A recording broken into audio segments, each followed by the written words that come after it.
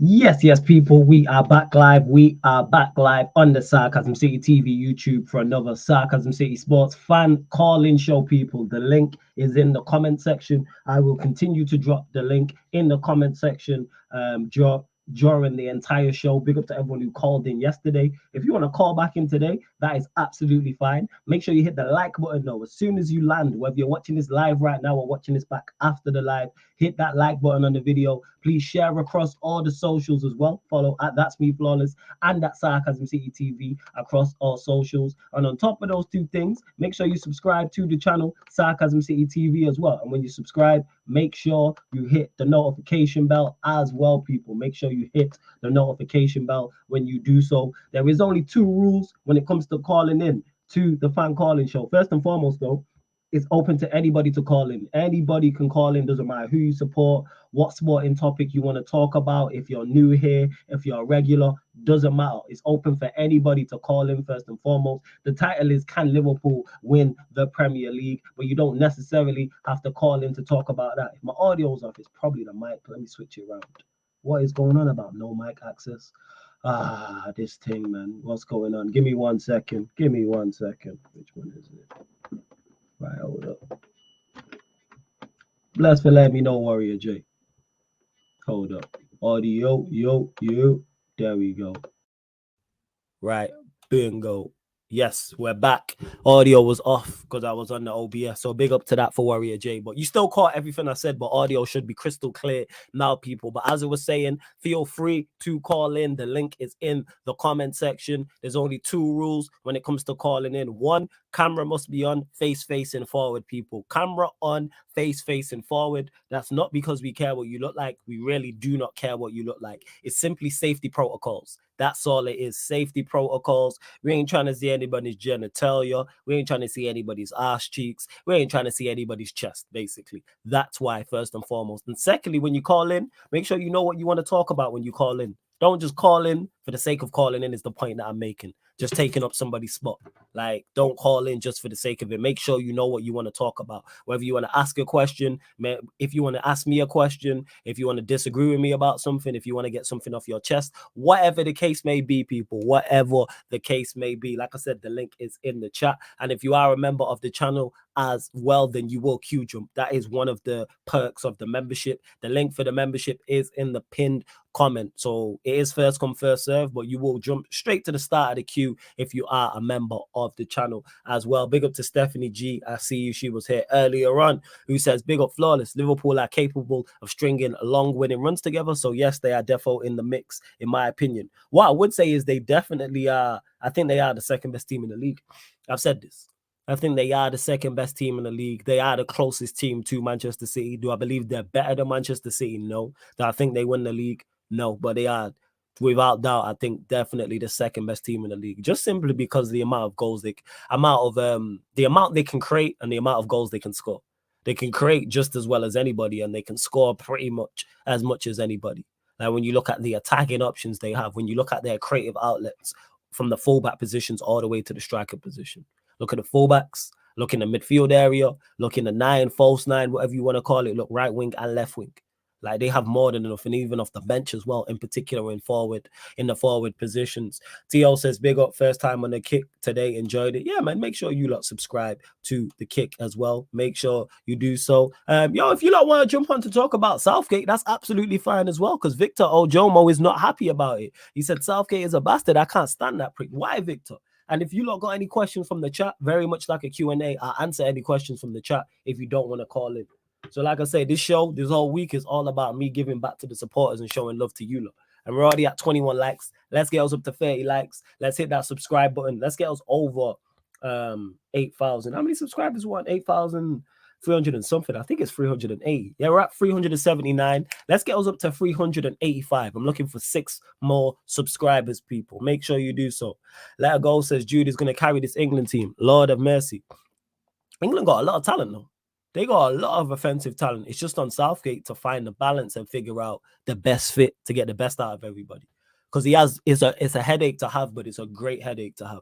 How do you fit Bellingham, Foden, Grealish, Maddison, Rashford, Saka, Sterling, Kane, Tony, all into one side. You got to figure that out.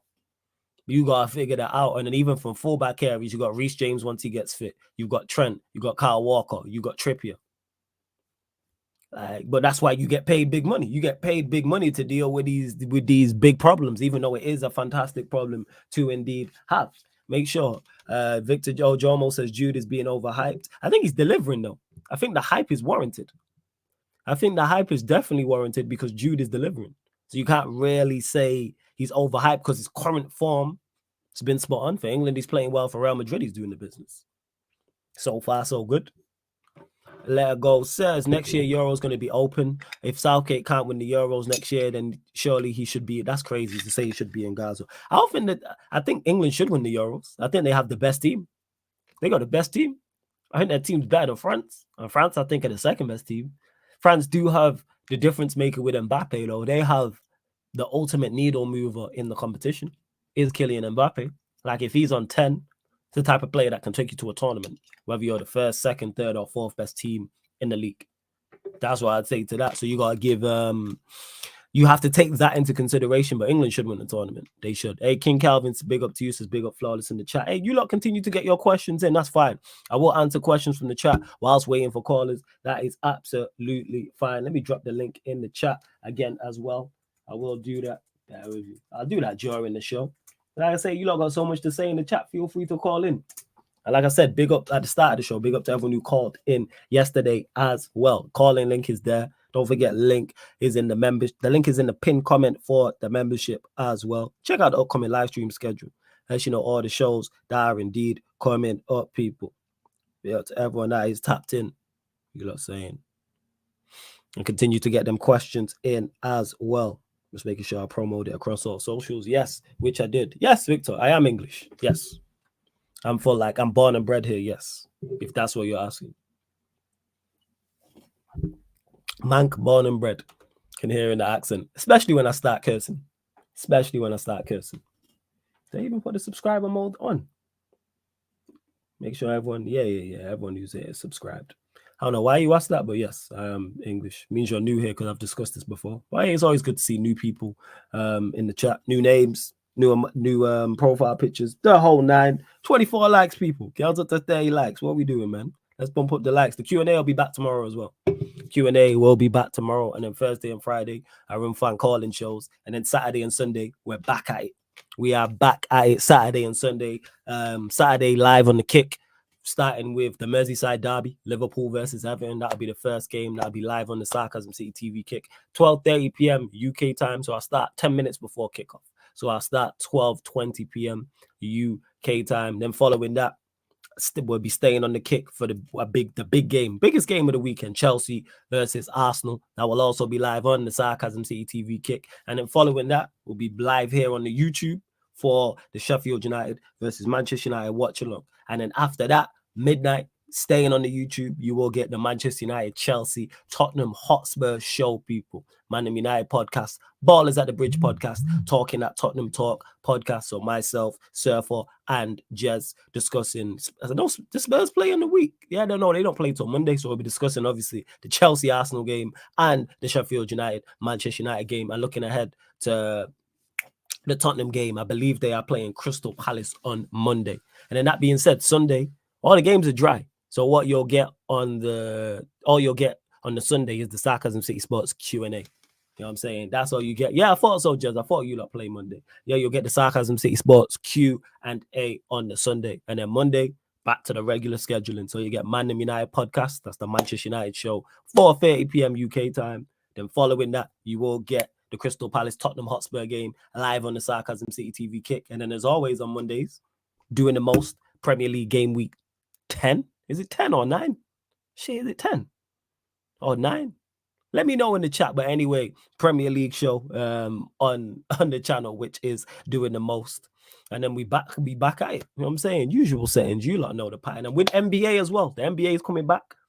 The NBA is coming back. So we will be doing watch-alongs on the Kick. I'm also going to try to get the gang together for a courtside commentary podcast to do previews of both the Easterns and Westerns conference. Thank you, Jess. Thank you, Stephanie. 9, I thought so. Thank you very much. Appreciate it. I'm happy the Premier League is back this weekend. I hate international break. Yeah, it sucks. Yeah, it does. It sucks. The Tottenham versus Chelsea in November will be very interesting. Yes, Warrior J, extremely. Will be extremely interesting. I'm saying that much. Extremely. It's going to be interesting. Again, just drop the link back in the chat. Where you lot at, man? Where the call is at? You lot got so much to say in the chat all the time. Where you lot at? What's going on? At least I keep saying this as well. I need to sort my hair as well, but we move. We move. Here we are. And don't forget, go subscribe to Sarcasm City TV Gaming as well, because that's where all the gaming content will be going on probably next month. Maybe this month. Maybe this month. I just need to pattern like the camera. Getting FIFA's one thing, but then I didn't realize I need to actually buy a camera. I thought the webcam would work that I use here to stream, and it didn't work. So I was like, all right, I might have to talk to Ahmed and figure that out in regards to linking up to OBS. So I might just have to stop being lazy and buy a PlayStation 4 camera, which I didn't really want to do in an ideal world, but it seems that way. But once I get FIFA anyway and get other games, will be calm. Once I get, now that's all I need is just I need to stop saying FIFA. It's EA 24. That's what it is. Is it EA FC 24 or EA 24? But anyways, when I cop that, we'll be back at it. Pro clubs you'll get, and then you'll also get career mode as well. Better career mode than Ahmed, I'll tell you that much. No quitting games, I'm telling you. Tyrell Gunner says, big up, Flawless. Hey, big up to you every single time. Warrior J, that would be actually fire. He said, I'd like to see an Eleanor fan cam on Chelsea Fan TV on that day when Chelsea play Spurs. Yeah, when do Chelsea play Spurs? Let me actually figure that out. Let me actually have a look. I actually don't know when that is. Let's pull up these fixtures and see. Yeah, they play 6th of November. Wait, that's a Monday, right? Yeah. 6th of November, Monday. Yeah. This year's gone fast. Yeah, I thought so. Monday, 8 p.m. Obviously, there'll be a watch along on the kick. It's EA FC 24. Thank you very much, Jez. You know what I'm saying? Again, big up to Tyrell Gunner. Continue to get the questions rolling in, people. Very similar to Q&As. Get any questions in. The link is in the chat to call in as well. And have we even got any new subscribers? Get us up to 30 likes. How we not got any subscribers? What are we doing? And let me know what content you lot would like to see on the gaming side. Obviously, we got EAFC 24. 2K has been mentioned. GTAs, of course. I'm going to try and set up the PS3 to run Fight Night. What else have you lot got? Let me know. What are you lot telling me? Let me know. And big up King Calvin. I just got the email saying that you subscribed, man. Big up to you, man. Appreciate it. Real one. How many subscribers are we actually on the gaming channel? Links underneath. Is the link even underneath in the description? I don't even think it is. That's terrible. I need to add it because I set this up before I set it up. Am I a fan of what games did you say? Warrior J? Am I a fan of scary games? No, I don't do scary games. I don't do horror films. Not interested whatsoever, man. Don't do horror films. Don't do scary games. Forget all that nonsense. Nah. Not in the slightest. I'm not with that. Nope. Not with it whatsoever. People are like, oh, you're a shitbag. Yes. I'm saying, oh, you don't want to watch such and such. No. Why do I want to be scared? Never understood that. Why would you want to be scared? That makes no sense. That's not a good feeling. Like, why would you do that? That's not a good emotion to have. People are like, oh, it's the adrenaline rush. Like people who go on roller coasters and stuff like that. Why would you go on roller coaster? Why was the adrenaline rush? I did that years ago. Never again. Put that. I'm saying, stay on my own 2 feet on the ground. Why you want to be hung upside down? Why? Should be scared. I'm saying my eyes closed all the way around on it. Forget that. Must be mad. Did the drop or not? Nah. I've done it before. Never again, man. Never, ever again. Nope. Big up to It's Just Me. Oh yeah, this is a female. Big up to you. I keep going to say my guy, and big up to you though. She says, evening Flawless, hope you're doing well. Hope you're good too. I believe Liverpool will win a trophy, no COVID. What that is the actual episode, that my fan calling show title, but you don't have to be, if you call in, doesn't have to be Liverpool based people. Doesn't have to be. Hey, big up Daniel, man, for the super chat. Much appreciated, my guy. Much appreciated. Gonna be speaking of members before I get into the super chat. I will be reaching out to all the members in regards to the membership perks, the members Q&A on the kick, and also a Q&A on here as well. Also the gaming side of things, because what I'm going to do is pro clubs. Once I do indeed launch it, not only will be the Sarcasm City OG squad with Victor and Surfer and Monts, etc., and Grim and everybody else, there will also be a pro clubs for the members as well. So Daniel, if he's got the game, he'll be there. Sheik will be there. TJ Warren will be there. Ryan will unfortunately be there. Everyone else, all the other members who obviously want to be involved as well. Big up for the super chat though, Daniel. Much appreciated. Doncaster Rovers in the building. Love to see it. He says, big up Flawless. As always, you won your game before the international break, of course. What things do you have to see from Manchester United at the weekend and onwards now in order to push forward? What are you optimistic about and what concerns you? It's a great question. Jeez.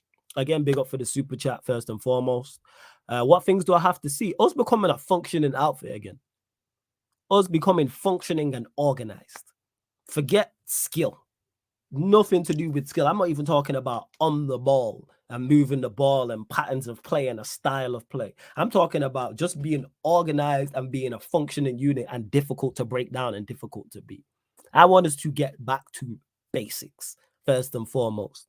That's first. Secondly, the manager also operating at a higher level. The manager has to get back to just getting basic decisions correct and holding players accountable for poor form and actually having a clear identity. And that's not a style of play. I'm saying a clear identity in terms of, okay, this is how we're going to approach this game. I'm not even asking for the same over and over. Like Arsenal, for example, the approach was correct. The players messed it up. I need him to set us up in the correct way. And get your subs back on as well. And what does concern? What am I up to? What concerns me? Everything concerns, because I don't see how this gets better. Because people keep mentioning injuries. People consistently mention injuries when it comes to Manchester United. I'm like, who are these players that are coming back that are going to turn it around for us? Take Varane and Martinez out of it, even though Varane's currently fully fit, I believe. So Varane and Martinez are here. They are players who can drastically improve us. Who are these other players who are coming back who are magically going to improve us? Wan-Bissaka, Luke Shaw, Malacia. Who else is injured? Diallo. That's it, right? Let me know in the chat. So that's my concerns. In regards to optimism, all based off of last season, because these are pretty much the same players who did what they did last season, so we can revert back to type and become resilient again. And we've shown that the players haven't given up. In a couple games, the players have shown that they're not. The Burnley game and the game at home to Brentford show that the players haven't given up on the manager. Because I was concerned legit before both of those two games that the players had chucked it in with the manager. But I don't believe they have. Because if they had, you're not fighting in the manner in which we did against Burnley. Forget, I'm not talking about level of performance. I'm just talking about level of effort. Because there's certain games you watch and you're like, that's the type of game that gets a manager sacked. Like I said this about the, what game was it? The Brighton game. The result was bad. The performance was poor. But that's the type of game that gets managers to sack. Is that 100%? And big up if somebody else just subscribe to the Sarcasm City TV gaming as well. Because if you're, sometimes I get notifications, sometimes I don't. I suppose it's when your subscriptions are public. But big up to everyone subscribing, whether they are or whether they're not. The link is in the chat though, people. Feel free to call in. I won't answer any questions though. You lot know the pattern. Of course I will. I'm literally just dropping it in the chat again as well. See, this is why I need another, and I need a, what's the word? A producer. That's the word I was looking for. That's why I need a producer. But we're going to get there eventually. But yeah, Daniel, I hope that answered your question, man. And I hope Doncaster Rovers are doing well in their league. I hope so. Hey, big up Sheik. Good to see you as well. It's just me, says Liverpool fans will say this again. Say this again. Apart from Spurs, any team that surprised you this season? No? Spurs are the biggest surprise. Everyone else is pretty much where you would expect them to be honest. So yeah, it's only Spurs. Big up God AEM, who says Liverpool are winning the BTEC Quad Europa League instead of Champions League. So you think they're getting the Europa League, the Prem, the FA Cup and League Cup? You think they're winning all 4 trophies? Or are you trolling? Let me know. AEM, let me know. Sheik says, I still want to know where the guy Malacia is. He's supposed to be back from injury after the international break. So after this break, him and Diallo, I've seen reports. How true they are, I don't know. How reliable are they, I don't know, but they're needed. Diallo's needed, Malacia is needed. We need all the players back we can get. But as much as I like Diallo and I'm a fan of Malacia, I don't think they turn it around for us. That's why I'm not hearing the injuries. Oh, he's not got his proper back four. So Wan-Bissaka and Shaw are that much better than Malacia or Reguilon or Delo. Okay. All right. Sure. I'm saying this is not very good. Like, people doing too much. Oh, yeah. That's definitely going to happen. Flawless versus Ahmed on FIFA and Sarcasm City Gate. Yeah. I'm definitely going to run one-on-one with him. We're going to run the fade. Without doubt. That's my guy. Make sure you subscribe to the Bridge 258. But of course, but I was trolling him because it's like, yo, restarts. I told him win 2 games in career mode first and foremost. Win 2 games in career mode, and then you can face me. Joke, man. I'm saying, man's a comedian as well. Let's see what this is. Flawless. Just seeing BBC Sounds YouTube shorts best Premier League's front three choices. Whew. Arsenal, Bergkamp, Henry, Perez. United, Ronaldo, Rooney, Tevez. Liverpool, Sane, Firmino. They couldn't decide.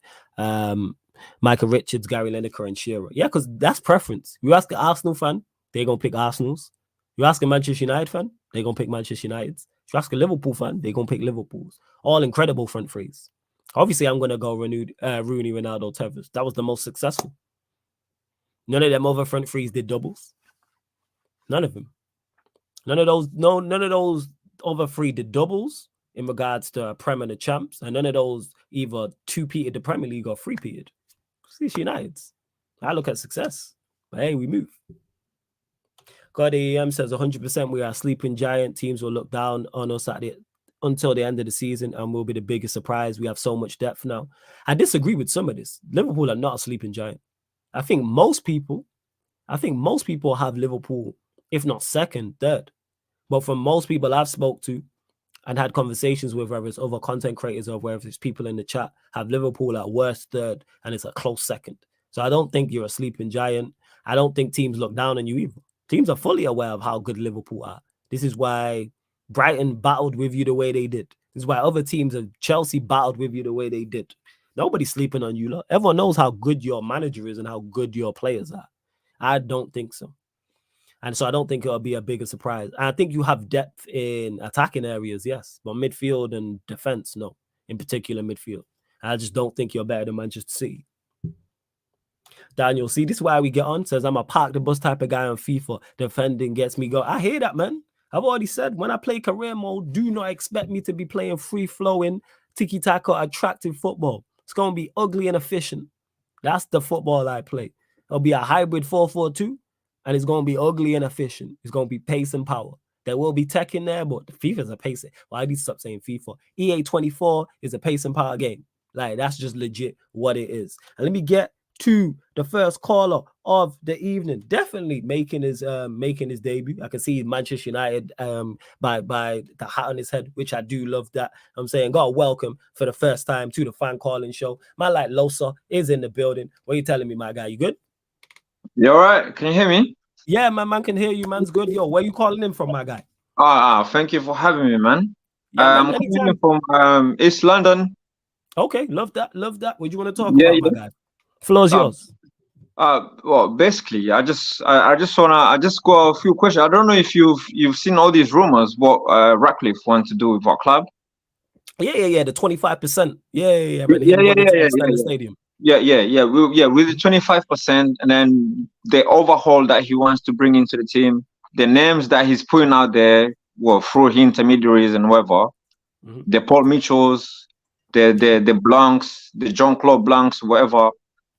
I think even though the news in the weekend was very devastating, because I know we all, as a majority, we wanted Qatar. But I think me sitting there as Erik ten Hag, I'll be happy with this. If he's gonna do all this he's saying he's gonna do, director of football, all this stuff, as Erik ten Hag, I'll be happy. I'll be happy. So you'd be happy if you're the manager because of Jim Ratcliffe buying the 25% and how that would improve the team? No, all that. All that is disappointing. I'm just saying what he's saying he's gonna do.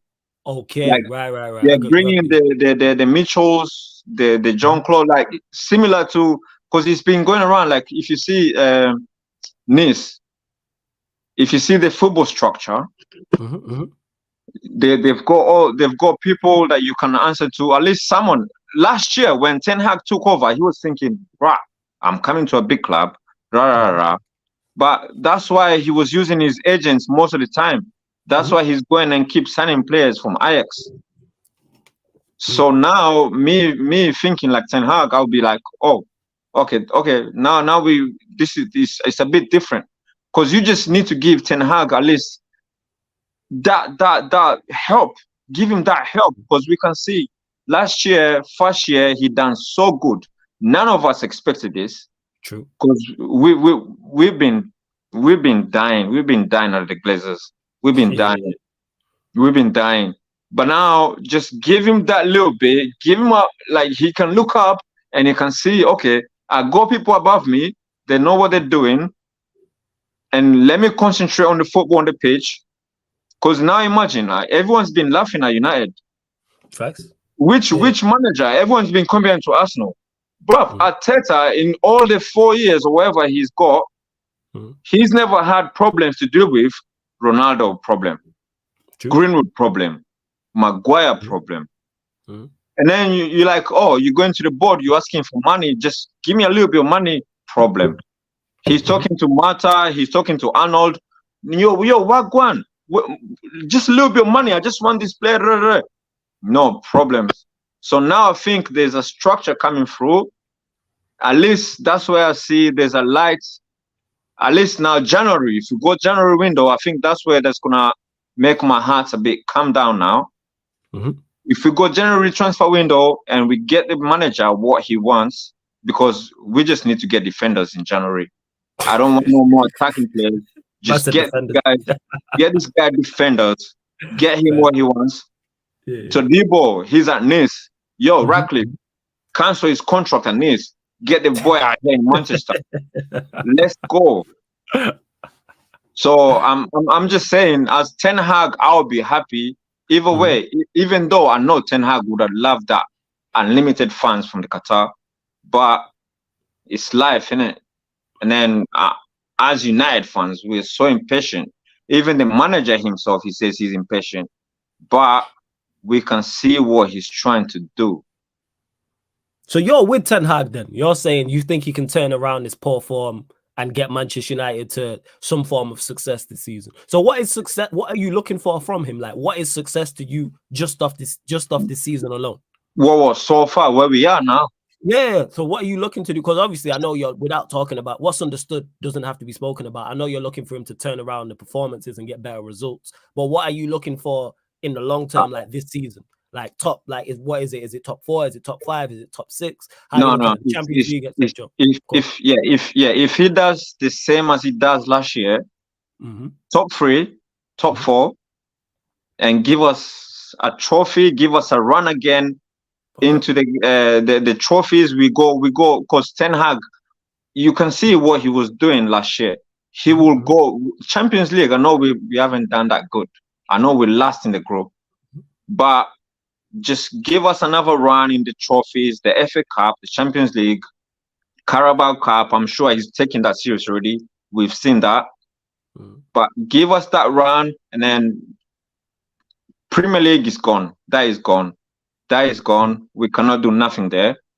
But give us a top 3, top 4, go deep in the cup, win us a cup, not a Carabao Cup, maybe FA Cup would be nice.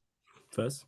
Champions League, we get maybe, I don't know. We'll see. We'll see how we do against Copenhagen in a couple of weeks. But then that game is going to be tough because all our energy will be spent because we play Man City and then we play in Copenhagen.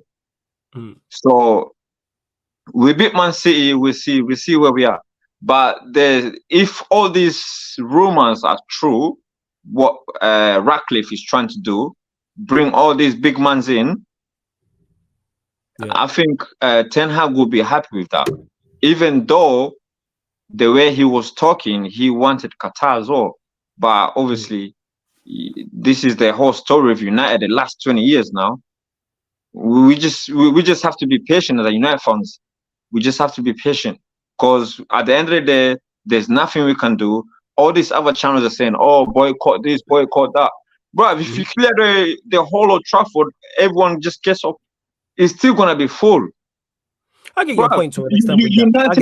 We get more fans Monday to Friday from just people going to the museum.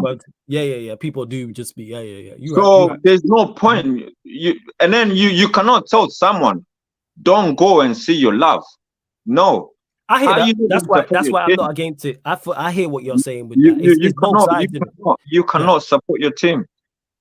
Yeah, I would So never tell somebody like don't go. I wouldn't go that far. No, I think there's yeah, other ways to deal with it, but that's just me. Even last time when we was rioting everywhere, Old Trafford will always be packed, no matter what, because that's how big we are. So I'm thinking Ratcliffe, if the rumors are true and everything goes to according to what they're saying, we just need the structure above. So when Eric Tenga looks up, he's got people he can talk to, and then they just squeeze the Glazers. Please, January, give this guy what he needs. Because Ten Hag gets what he needs. Because, remember, my guy, he's been here. It's like Ten Hag has been here 5 years. That's how people are like going crazy. My guy has not played his best team since he's been to this manager. We've seen what Ten Hag ball can do. But if my guy gets an opportunity, Man United will flourish. Slowly but surely will flourish. Oh, first? No, I get what you're saying with that. No. But the chat, I'm messing with you as well, because even AEM says, great calling for a debut. Big up Losa, also Warrior J, other people in the chat as well saying that. But anything else you want to add before I let you go, my guy? Great first call, though. All I want to add is, fans, let's all come together. Let's support the team. Stop all these dividends dividing each other. Our name is Manchester United. Let's all be together, man. What's all this, bruv? Come on. Let's all be together. Support your team. Support the manager. We all can see from last year what this guy is trying to build. Eric Ten Hag is the best signing we've had since Alex Ferguson left. You're talking about in terms of managers? No. In terms of the best thing. Everything. Everything. In terms of the best person that we've signed is Eric Ten Hag. People are forgetting. We've had bare problem. It's always Man United is like his standards. I always say this to my girl. Man United is like there's always drama. There's always drama in the square. There's always drama. Always drama in the square. Always drama. Always. But come on. But then again, most of the drama is created by the media, this and that. Bruv, my guy has not caught a break and we're not helping him. We're not helping. So how are we going to move forward if we don't back our main man? That's all I have to say, Flo. We have to back our main. I see both sides to what people are saying with Ten Hag. Like, I'm with you in regards to I'm not Ten Hag out. Like I said, shout out to Lewis, I have Ten Hag out because we can't be performing the way we are and we can't be getting results the way we are. But no, I'm not calling for his head because if we had played exceptionally well at the start of the season, I wouldn't have been sat here saying we're going to win it all. I need a bigger sample size than 2 months. That's just me personally. But I understand why people are upset. Ten Hag out now in January. Who are you going to bring? What, Dizabi? I'm with you. No, I hear you. I'm not like Losa. I'm with you on that. We're still going to be stuck in the same position. We have to back this guy because, look, for like what? Second season in, got rid of Ronaldo, problematic. Even though I was 50-50 in that one, but what Ronaldo did, that was criminal. You yourself as a manager, someone goes and does that in your first year in the job as a big man. Come on, you have to lay down the principles. And he said himself, the people above told me, bring discipline to this team. Yeah. Ole came out the other day and said, but he didn't want to say anything or more. Rangnick said, bruv, this team needs heart surgery. We're just so spoiled, like United fans. We're spoiled, but I don't understand why oh my God, we haven't won nothing. It's going to 15 years now. Bruv, I've got kids older than Man United, never won the league, bruv. We have to be just calm, United. We have to calm United as a fan. And just... Nah, I agreed. I hate you, man. Nah, also great call, man. Back our manager. All right, first, great call. Make sure you continue to support 1 and 2. Call back in as well when I run these fans. Of course. I'm here. Yeah, man. Thank you, Father. Appreciate it, man. Bless up, man. Anytime, man. Big up to you. Big up to you. Great call. What you saying, little bro? You good, Ryan? Yeah? Yeah, good, man. How are you? Oh, bless. Oh, bless. Let me run through a couple more things. Link is in the comment section, people. Links in the comments, people, to call in. I'm going to get to the next caller in a second. Just a couple things. Big up to Nate for becoming a member. Nate, I don't know if you're still in the chat. Big up to you, though. Much appreciated. Became Sarcasm City Soldier. So make sure, if you're about, follow at Sarcasm City TV on Instagram, and I'll add you to the group chat if you want to be. And basically I need you on socials to get to, so you can get all the perks and stuff like that if you want. But I appreciate you supporting anyway. But Nate, either drop your at Twitter, at Instagram, at in the chat, or message me on the gram at Sarcasm City TV, and we'll pattern that. So big up for you, and big up to Memphis the Pie. Says I will cry if Rat ends up being worse than Glazers. It's the same thing.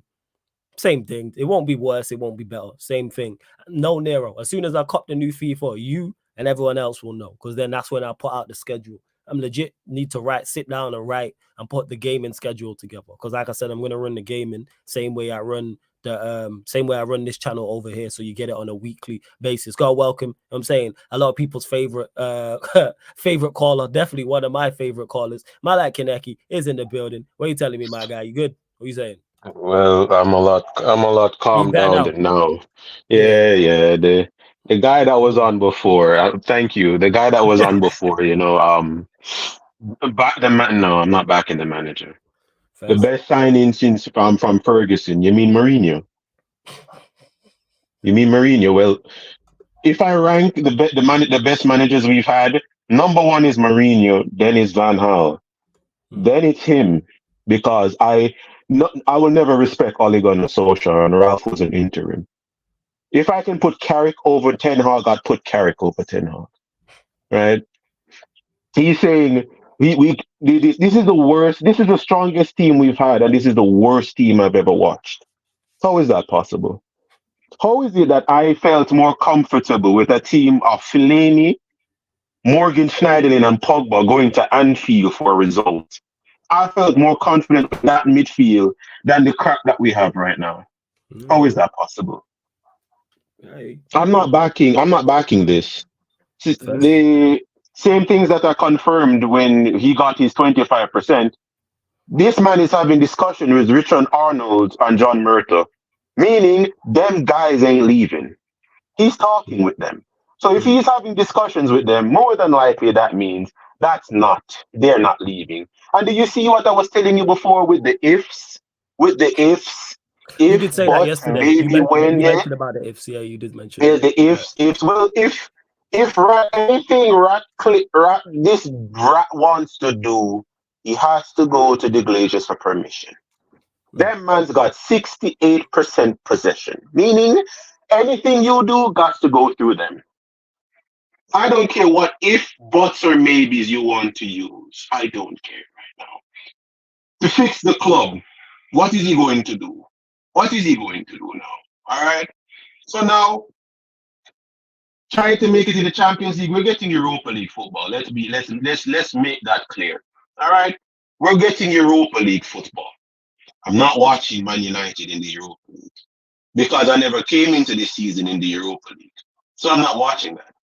FA Cup, unless Newcastle don't care, unless Newcastle throws that away, we're not passing Newcastle. We are not passing Newcastle. So that's 2 cups out the way. So we're just, all this season is going to be on the Carabao Cup. Yeah? That's what it's going to be on.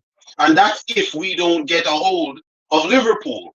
If Liverpool box us in that cup, we're getting packed. We're getting slapped right now from Tuesday back to Sunday. So that's out of it.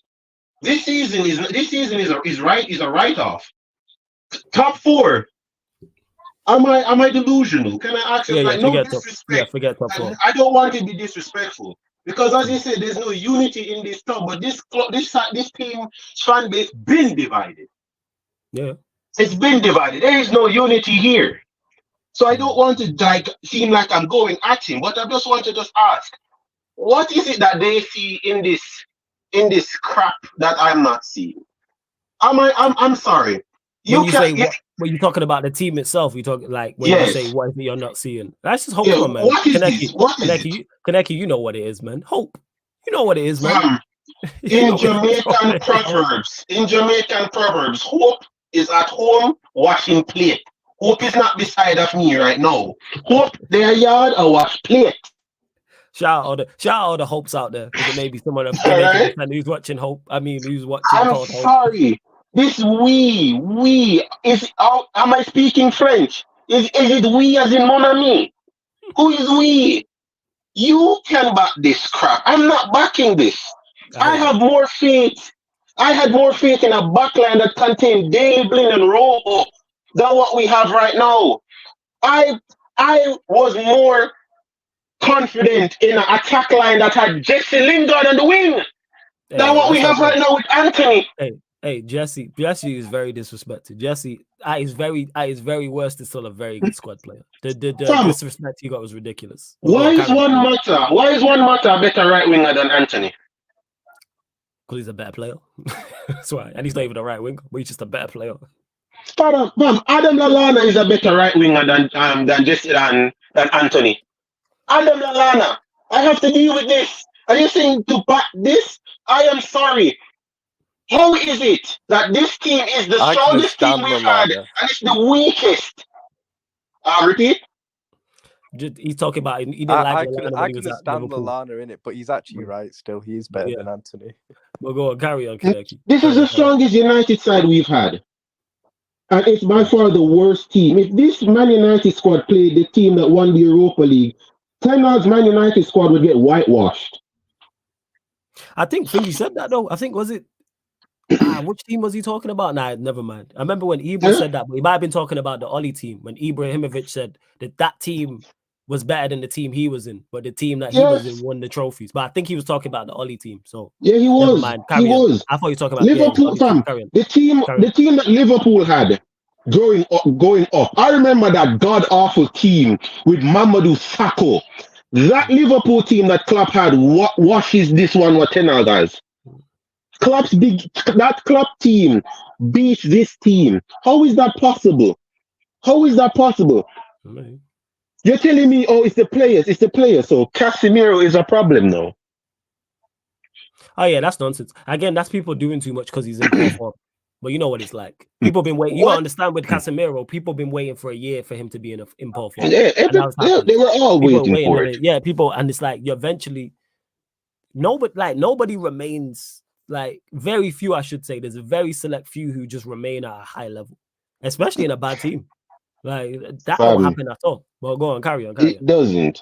So right now with it, I'm not paying attention to the ownerships on Ratcliffe. I'm finished with that. As I said, yeah. I don't care about that's a whole different thing. I don't care about that anymore. All right, that's a different ship.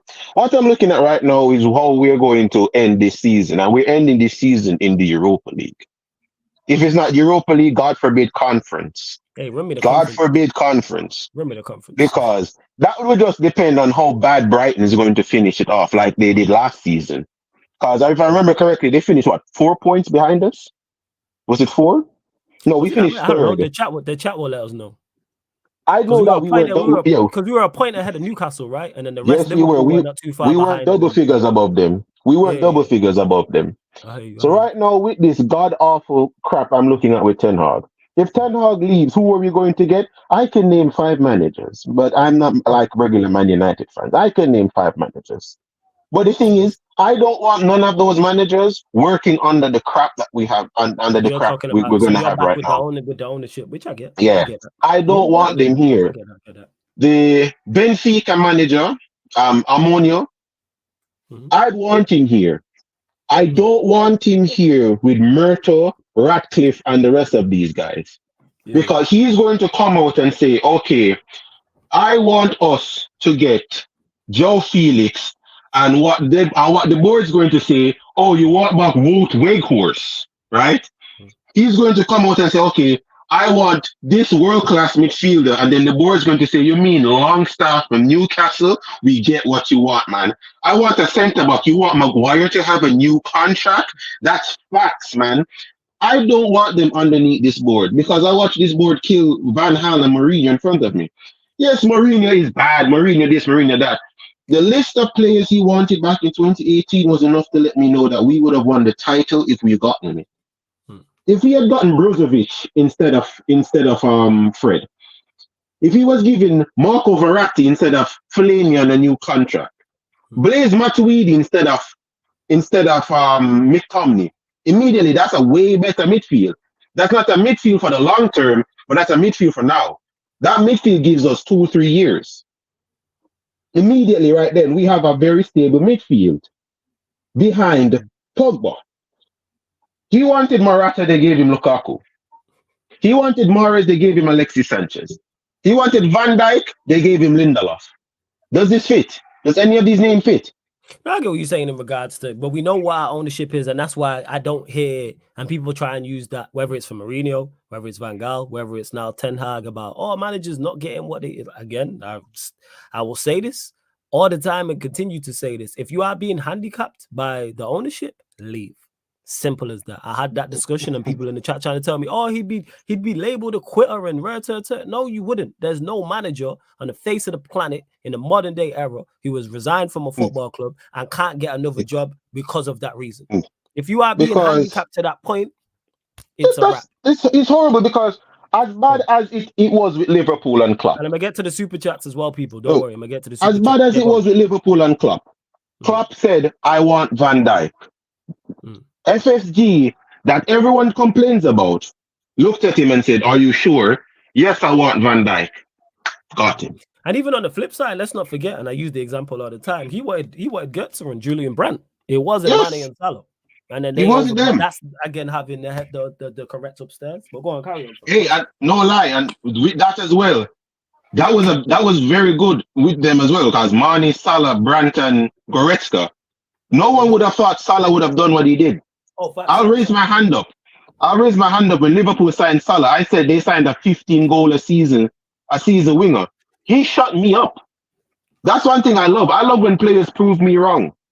I said they signed a 15-goal a season winger. 10 goals, 5 assists, one of them wingers. When I saw this man come out of nowhere with 30 goals, I'm like, damn, that guy shut me up. Yeah, 100%. With Manchester United right now this season, well, I don't know what's going on. Sancho is going to leave, so now we're weaker. I can literally bet you any amount of money. Hamad Diallo is going to come back. If he's not loaned out, he's going to get injured again. He's going to get injured out for the season. I can tell you that for a fact. Pellistri won't play 10 games this season. That's also a fact. He's not going to start 10 games. Yeah. Bruno Fernandes will complete another 30 game a season undeserved again. Rashford is going to go on a purple patch. Mark this. He's going to go on a purple patch from December to March. He's going to go on a purple patch again. I hope so. Garnacho is going to do Garnacho type things. Rasmus Højlund is going to at least end this season with 11 goals. I'm going to put it at 11. I think he hits double figures. He's done enough to the point where I go, you hit double figures. Yeah. Ten Hag has not done anything for me to know. Everyone's saying he's won a Carabao Cup. Yeah. Pretty sure who was it? Who won it? A trophy with Wigan? Who was that manager? Was it Alan? Was it? I think it was Paul Jew, but don't quote me. No, it might have been. Was it Martinez? It was even one of the two. The chat let us know anyway. Yeah, fam. I don't care about the Cowabunga Cup, the Coca-Cola Cup. I don't. That's a trophy is a trophy. Yeah, listen, trophy is a trophy. But guess what? I don't think anyone signing for Manchester United to win the togetherness I be for come together trophy. No one's coming here to win that right now. Yeah. Anyone comes here on the big boys. I thought it was Martinez. I hear you. Yeah, everybody comes here for the big one. So right now, obviously people are looking for the Prem and the champs, of course. But for this season right now, not to make it long. That's cool. Right now, I just don't know what we're going to do. Wow. We're going to play Copenhagen. I have us winning both those games. We're going to lose to City. We gonna drown, man. That's what we gonna do. We all gonna drown and we all gonna be here to watch it. It will, like, what did shout out to who said it? What's his name? Shout out to Broads. Everyone knows Broads from AFTV. He said it, like, on regards to the revolution won't be televised, it will be live streamed. Manchester United drowning will not be televised. Actually, it will be televised. It will be televised. It will be live streamed. Both. You know what I'm saying? It will be live streamed here and everywhere else. It will be televised. everywhere. My favorite joke from Man United is this: it's a building engulfed in flames that has employment needed on it. Like its building is on fire, but they're hiring. So that's just it. Hey, Kaneki, always great talking to you, man. And obviously, Big up, man. Again, give you your flowers because the chat always look forward to hearing from you. He said, this guy is funny with his logic. Keep going. V1, big up the super chat as well. Kaneki, always good chopping it up with you. Yeah, man. Yeah, love every time, man. You know what I'm saying? We will be here, man. We will be here. But large up to Kaneki and big up to... Oh, yeah, that was only super chat. And yeah, I know Black Diamond, if you're still here, who says, has the clock changed in England? How we streaming so early? No, it hasn't. It's just that I was running fan calling shows all week, so we're going slightly earlier. But I was going to go 10 p.m.s, but I'll probably go 10:30 p.m. on Thursday and Friday. And just quickly to this, Tanero says, Flawless, grab 2K24. You'll love it. Yeah, people have been asking about it. Even though I've never played 2K, I will grab it eventually for the gaming side of things, 110%. But we're going to keep these calls rolling in. I'm saying, so we're going to get to, we've got 2 new callers on the line. Don't worry, people. I will be here, whether it's an hour from now, 2 hours from now. I get to every call. It is first come, first serve. But we got Welcome making his debut on the fan calling show. I believe so. Man like Nate is in the building. What are you telling me, Nate? You good? Hey, Flawless. Can you hear me? Yeah, man. Can hear you loud and clear, man. Who's your team and where you calling from, my guy? Man United, obviously. Let's go. We out here. Yeah. And where you calling from? From the US in Boston. I live in there. Yeah. Sick. All right, let's go. You know what I'm saying? What do you want to talk about? Floor's yours, my guy. I mean, what should not we talk about? There's a lot to talk about Man United. I mean, the earlier caller, I was hearing him about. He was actually positive and saying back your team and stuff. Forgive me if I misquoted him, but I don't know. But it's kind of surprising to see some fans are still optimistic and looking forward to the games or supporting the team. Because right now, for me, I'm detached from the team. Like I'm not like pretty much watching games right now because. I mean, what's the positive? Tell me if there is a positive to look forward to right now. I mean, what is it? Why is it? I'm that news. I was already like at the third stage of grief in terms of bargaining. And then I went to depression after the game against Brentford because of like the team he played, the substitutions was like, all right, he's not going to change. This is us. And then on top of that, the news that came out with Sheikh Jassim withdrawing his bid and So now I'm worst state of depression. For anyone who's been watching the new season of Power Book 4 and Jannard was on the crack, and then that was me. And then when he went to the heroin, when he started injecting himself, that's where I'm at now. I'm in a worse state. It was crack. Now it's just straight raw heroin. That's just what it is. I'm just in a state of depression with this. I am. So I hear you. That's why I'm not optimistic. I don't see the light at the end of the tunnel was Sheikh Jassim. Now the tumbles, now that tunnel has crumbled, I don't see it. Like, fans want to be positive, fast, but I don't know where we go from here because right now it's done. I mean, what are we expecting? I mean, let's look at the team. It won't be any purpose to say Ten Hag in, Ten Hag out right now because let me tell you something. That guy's gonna get himself sacked. It's not gonna be up to me to say that because what he's doing right now is completely fraudulent. I mean, it's fraudulent. Basically, it's false advertisement. When we got him, we banked on the idea that he was gonna play Ajax football, possession football, and now what we're seeing is I don't even know what to call it. I mean, it's Warrior J, big up as well. Big up, Warrior J. I see you, my guy. Sorry. Go on. Carry on, Nate. Carry on. Is it even a counter-attacking football? What is it? We play Bruno. Energetic. We play Bruno. We play Rashford. We know they're performing absolutely catastrophic. I mean, they're not helping the team. They're actually playing against us, and they play every week. So what's the purpose? I hear you, man. Yeah, trust me. I hear you. I think we're beyond the stage of like ranting Raven or denial. We should just accept we're not coming back. First stage of grief, man. Acceptance. I've already accepted it. Well, my only hope was Qatar, yes. And I kind of lost my hope after I think August. That's when it was like heightened. It was August or July. When was it? We're so close to being obtained by the Qataris, and then it was just went quiet. And they said it'll come back October, and the journalists are making money off our name because. Oh, you'll always do that. Like I said, shout out to Ash when we was on MUFC Unfiltered podcast, and he said a journalist said it years ago. You will never go broke talking about Manchester United. We are a news story.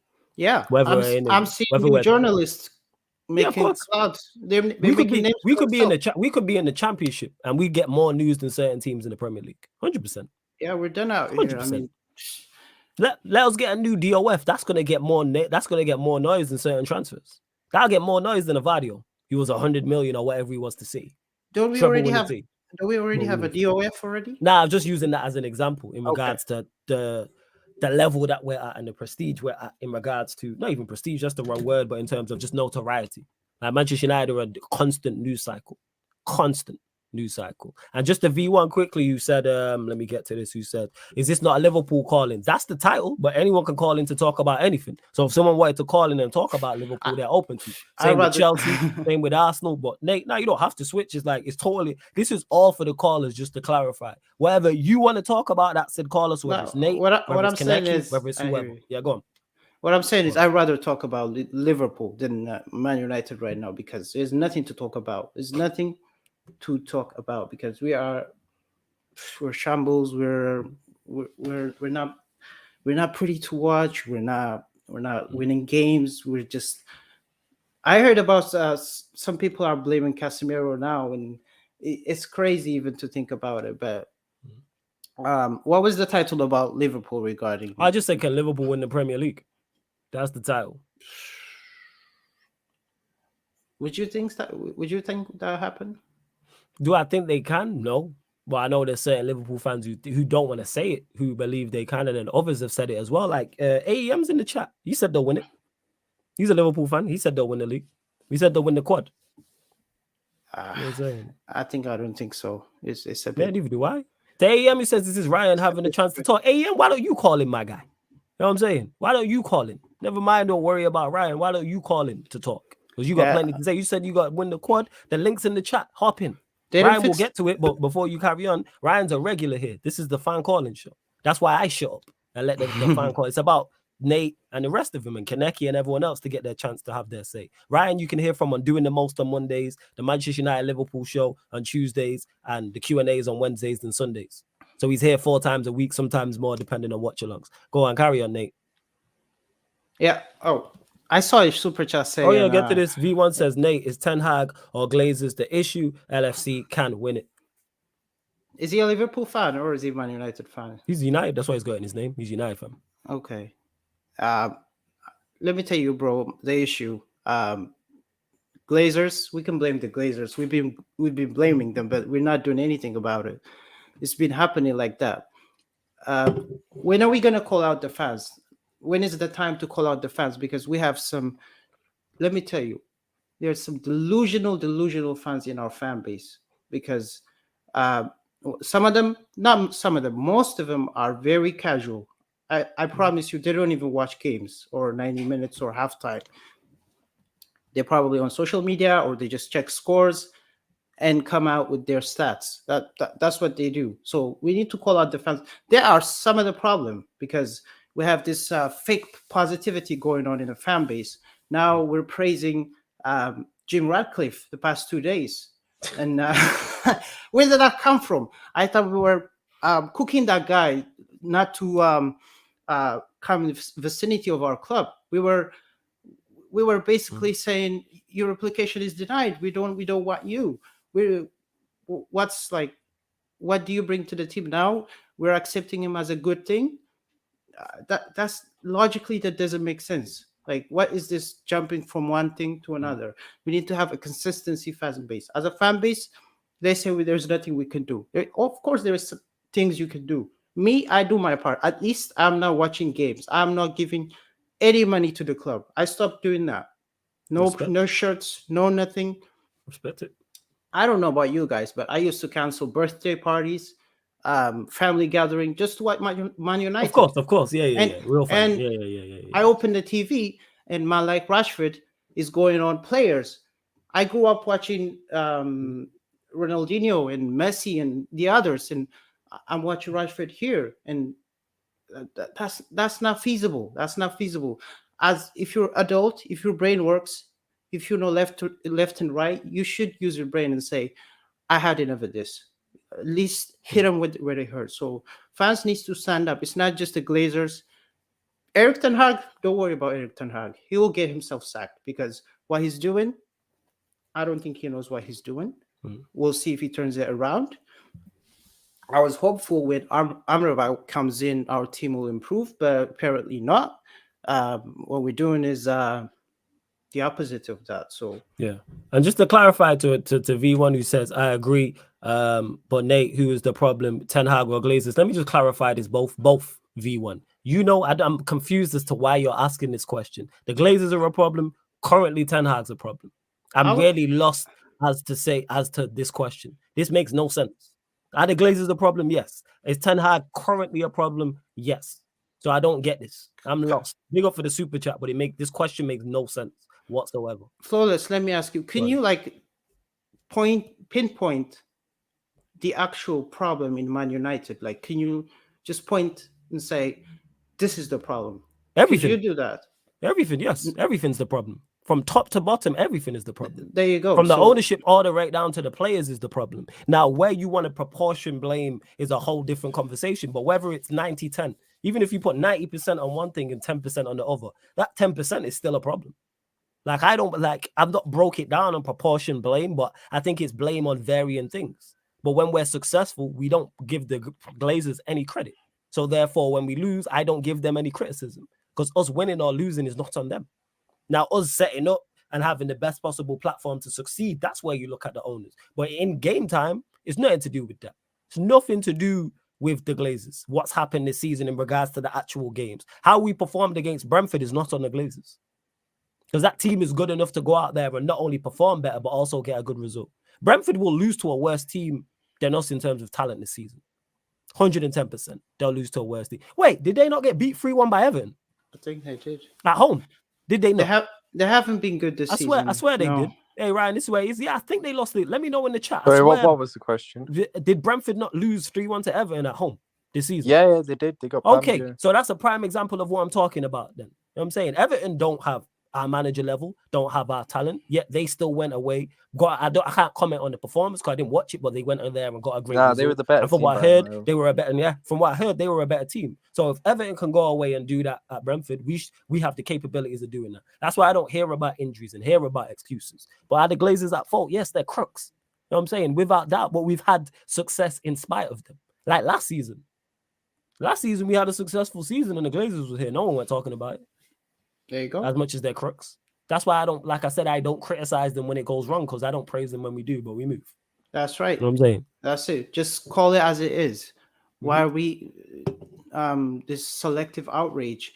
When things don't go our way, we look for excuses. We look for reasons. Because people don't want to blame their favorites. So whether that's the manager or whether that's the manager or whether that's their certain players. People don't want to pinpoint and say, Rashford's out of form, Casemiro's out of form, Bruno's out of form, Martinez needs to do better. The list goes on. Or because they like the manager and not say that's on the manager. I'll criticize everybody.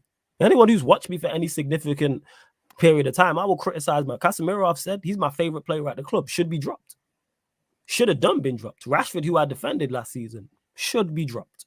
Because his performances have not been up to par. But didn't Sir Alex Ferguson win like 5 league titles and Champions League under the Glazers? I know it's Sir Alex Ferguson. Yeah. So the generation, but still, it shows you can have success. You can. That's the key word though. There, Ryan. He won league titles and Champions League. Ten Hag did. We finished third, won a trophy, and had the second best home form. Yeah. And reached the FA Cup final, exceeded all the expectations with what everyone would say is a limited team. That team is extremely limited, and he did it. To V1 who says, please give me a manager to replace Ten Hag. I'm not Ten Hag out. I don't think there's a manager out there personally, currently right now, in my what's the word I'm looking for? Of my knowledge. I'm not knowledgeable like that. Hansi Flick is he's vacant. He's available. No? Hansi Flick is available, but I worry about him because he had run-ins with the Bayern Munich board. So he's definitely gonna have run-ins with our board. And I have issues with anybody in the manner in which he went out of the World Cup for Germany, playing Kai Havertz up top. I'm sorry. Red flag. Yeah, Flick had issues, especially in I think his second season, getting the top targets, I think, or something like that. So he fell out with the board and he left at the end of that season, and they replaced him with Nagelsmann, I think. Yeah. Look. I hear what you guys say. At least he'll have an identity. I mean, what we have right now is it doesn't make sense. Can someone let me ask you? This is the best example there is. Yeah. Can anyone explain to me why we have signed Mason Mount? There is no explanation for it. Yeah, did you hear the crickets? Because all the people who backed that in the summer and told me I was wrong have disappeared after 2 months. After 3-4 starts. Be like, this is not really working. That's the worst decision he's made as Manchester United manager. And if I had one question to ask him, I'd ask him that. Did we really need Mason Mount? No. How much we pay for him? It was 60, no? 60 M's. Crazy. 60 M's. Absolutely crazy. It's 60 M's. Yeah, there you go. It made no sense. And then we just pretend like Ten Hag is going to turn it around. We might look. Ten Hag might be a good coach, good man, not manager, a good coach. He might be good with good like young players, prospect talents, bringing them in, nurturing them. But the standards needs to be kept high. We are Man United. The name speaks for itself. The name speaks for itself. Our crest has its own power and meaning in attraction. We are. I think, if I'm honest, we're probably number 2 when it comes to glory, history, wealth, fan base, everything in the world behind Real Madrid. That's what I would say, because we're big in the most English teams. We're bigger than Juventus, Barca. Yeah, don't get mistaken. We're still a juggernaut in terms of just overall as a club. Like, even if we went 50 years with no success, but still, man, like, we still sell. We've been terrible for 10 years, and yet our revenue has not been touched. We're still on. I don't know what it's like stateside. Actually, I tell a lie. I do know, because I'd be watching on Peacock. Manchester United is still televised all over the globe. We're still because people know there's a reason why opening game Premier League weekend. Yeah, let's make sure Manchester United are on. Whether it's a Friday, whether it's the early kick Saturday or the late kick Saturday, whether it's a Sunday game or the Monday. They know what brings eyeballs to their products, whether that's a Sky Sports, BT, whether it's Peacock, YouTube TV, or wherever you are in the world, like your premium sports channel. No, Manchester United, okay. Not only are United fans going to be locked in, rival fans going to be locked in. Yes. Look at social media. Even when we play in friendlies, I'm saying we be playing friendlies and rivals are locking in, finding links to chat. I seen that this season. I was like, I'm a United fan. I didn't even lock into our preseason games. There you go. I didn't even lock in. You really want to see us, playing Orlando FC? Really? Vancouver FC, and you're locking in? All right. Nah. I would never do that for Liverpool. In Liverpool, I'd be watching Liverpool preseason games. Or Chelsea. I mean, I don't watch our preseason games. Exactly. It's preseason. That could be on primetime TV over here. I wouldn't tune in. What are we talking about? It's irrelevant, yeah. But so people need to keep the standard high. So we gotta realize who we are. Like we have to know our identity. They could say Arsenal went through a process. It wasn't easy. It was muddy. It was sticky. It wasn't pretty. And they're at the promised land. They can say all of that. But how are they at the promised land though? Because people keep saying this. What's at the end of this promised land? About Arsenal? Tell me, Nate. Oh, Arsenal. I hear you. When I say it, people will say I'm hating because it's Manchester United. People say, "Oh, Arteta's done this, that, and the third." What have they done? They need to win a big trophy first, and then you can say they're at the promised land. Yes, at least with Klopp, you can say, you know what, his process yielded results. They won a Prem. When Klopp won that Champions League, then we were on the promised land, and then it yielded results where you go, okay, you can pinpoint that. You know what I'm saying? What has he done apart from win an FA Cup with the last manager's team, spend a whole load of money, and then bottle it in dramatic fashion, in spectacular fashion? I agree. They haven't achieved yet, but what I'm saying is they're using that example as if we're kind of on the same spectrum as Arsenal or other smaller club than us. They're saying process and stuff, we are not on the same level. Like we're different than you. I know I'm irritating some of if there are Arsenal fans in the chat, but this is they the probably fact. crying, but it's not our fault. We didn't miss the penalty at West Ham. Go on, carry on. Yeah, we're not gonna be on the same on the same queue like you to go through to success. You know, we can. Mm-hmm. Yeah, last season we won a trophy and we didn't even do anything in our process. So that's how the standard should be. Ten Hag won at a 0 currently. You know what I'm saying? But Yeah. they can lie to themselves all they want. But based on last season, this season should have been better. There is no this blind faith and say we have to give him a blank season and say let him implement, let him do his thing. We have to give us at least progress report. We need to see what you're trying to do in the pitch. It doesn't need to be Pep Guardiola full auto Barcelona 2.0 system. Doesn't need to be like that, but at least we get to see what's going on. Mm-hmm. So the general gist is just that, which is very sure. I don't and know the chat giving you love as well. Nero says, nah, it's all good. Says, I like this Nate guy. Make a channel, bro. So you getting love, man. And big up to V1 for the super chat. Says, because he want to keep ball over outputs. Might even keep ball, but we move. But yeah, Nate, I'm going to get through the rest of these callers. Hey, great first call, though, man. You know what I'm saying? Appreciate great first call. Yeah, big up, man. Great Please continue to support. Make sure you call back in as well, man, because this is a very good call. And the chat I appreciate it. Well. Yeah, every time, Nate, man. Yeah, you guys are chill and we're kind of on the same mindset, so which is good. Yeah. It's always good to see people from everywhere, man. I said Boston, East Coast settings. I love that, man. Yeah, big up, man. brother. Appreciate it. Yeah, bless them, Nate. Big up, man.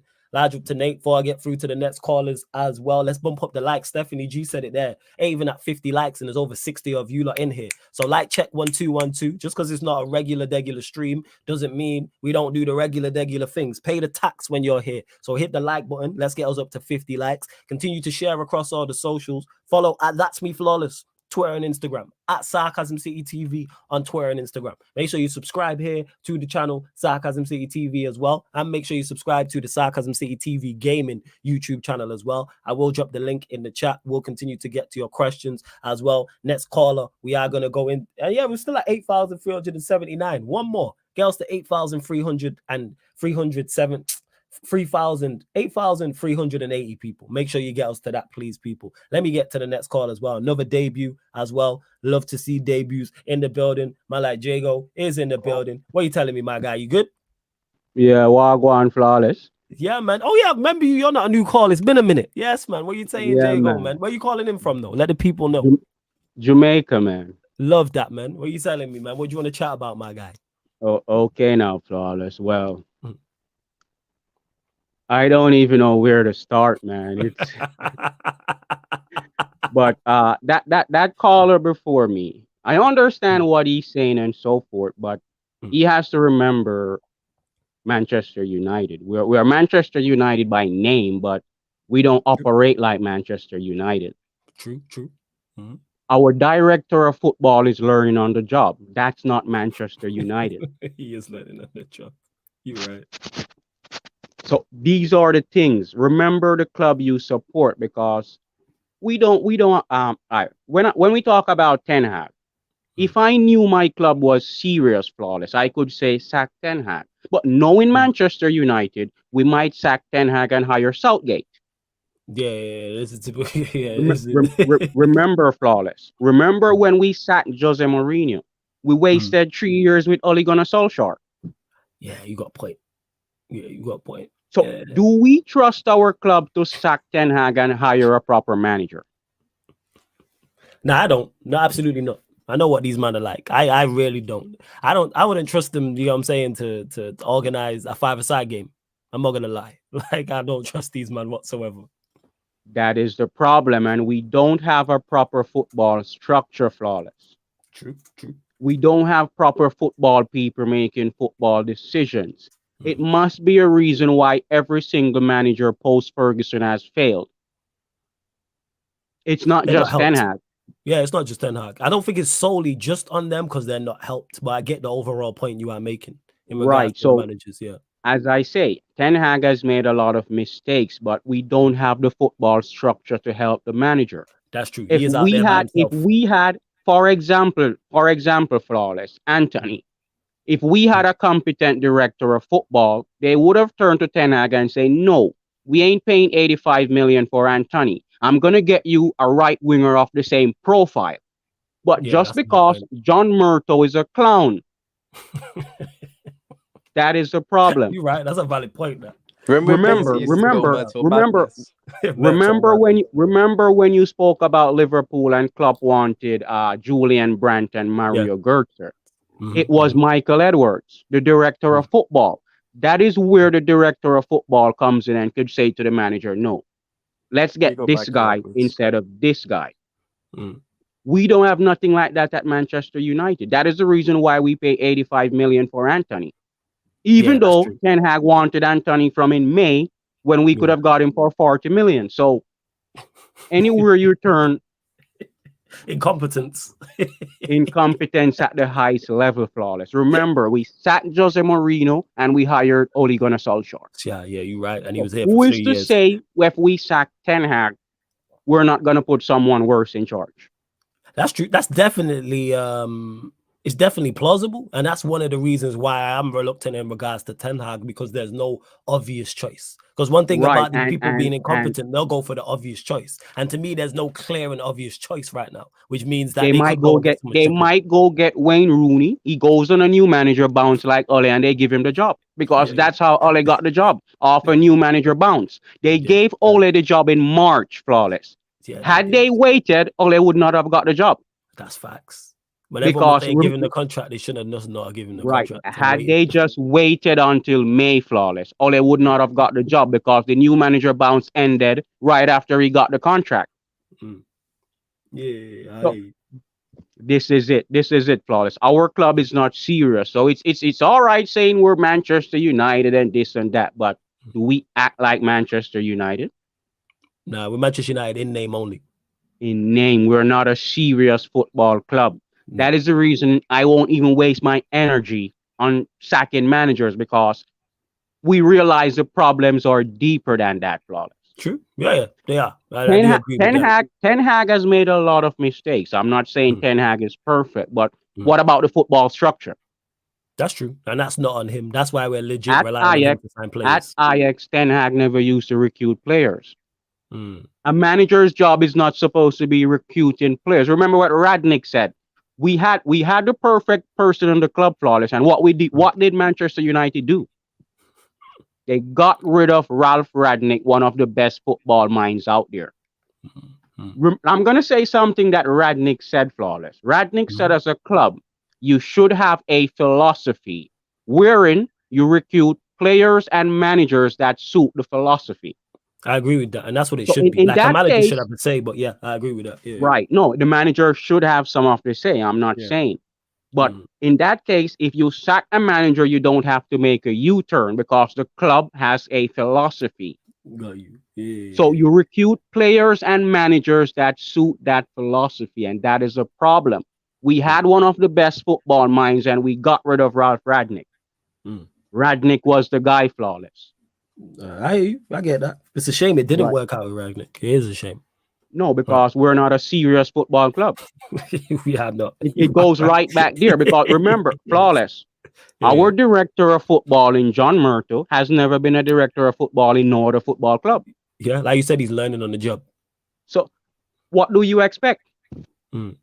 Yeah, he's learning on the job. Why Manchester United should be going out there and getting the best in class, and we don't have the best in class to help the manager. So every manager is gonna end up in the same problem. Yeah. Now I hear you. As I say, if we had a competent director of football, we would not overpay for Anthony. That's a valid point. They would have turned around and said, "I'll just get you someone of the same profile." That's the director of football job. Yeah, but we have a clown as our director of football. But what do we expect? As I say, Flawless, if I know my club was serious, I could say get rid of Ten Hag. Yeah. But I don't trust Manchester United, because we saw what happened when we got rid of Jose Mourinho. Yeah.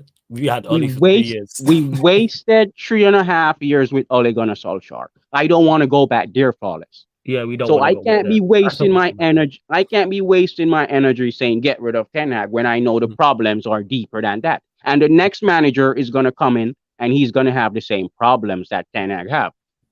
One thing I want to say again, Flawless. This team, all these players know is counterattack, Flawless. Ten Hag can be criticized for not playing Ajax ball, but seriously, how many of these players can play Ajax ball? On a serious note, Flawless, when you look at Manchester United, these players, all they know is counterattack. They've been doing it under Ole, and even last season, we were majority a counterattacking team. And now that's the manager want to play a more expensive brand of football. They can't handle it. And then what's on top of that, it ties into what you're saying about the DOF, because even some of the players we brought in then don't fit that. That's what makes no sense. Like, we bring in players and it's like, they don't fit. If you are trying to do this, they don't fit that.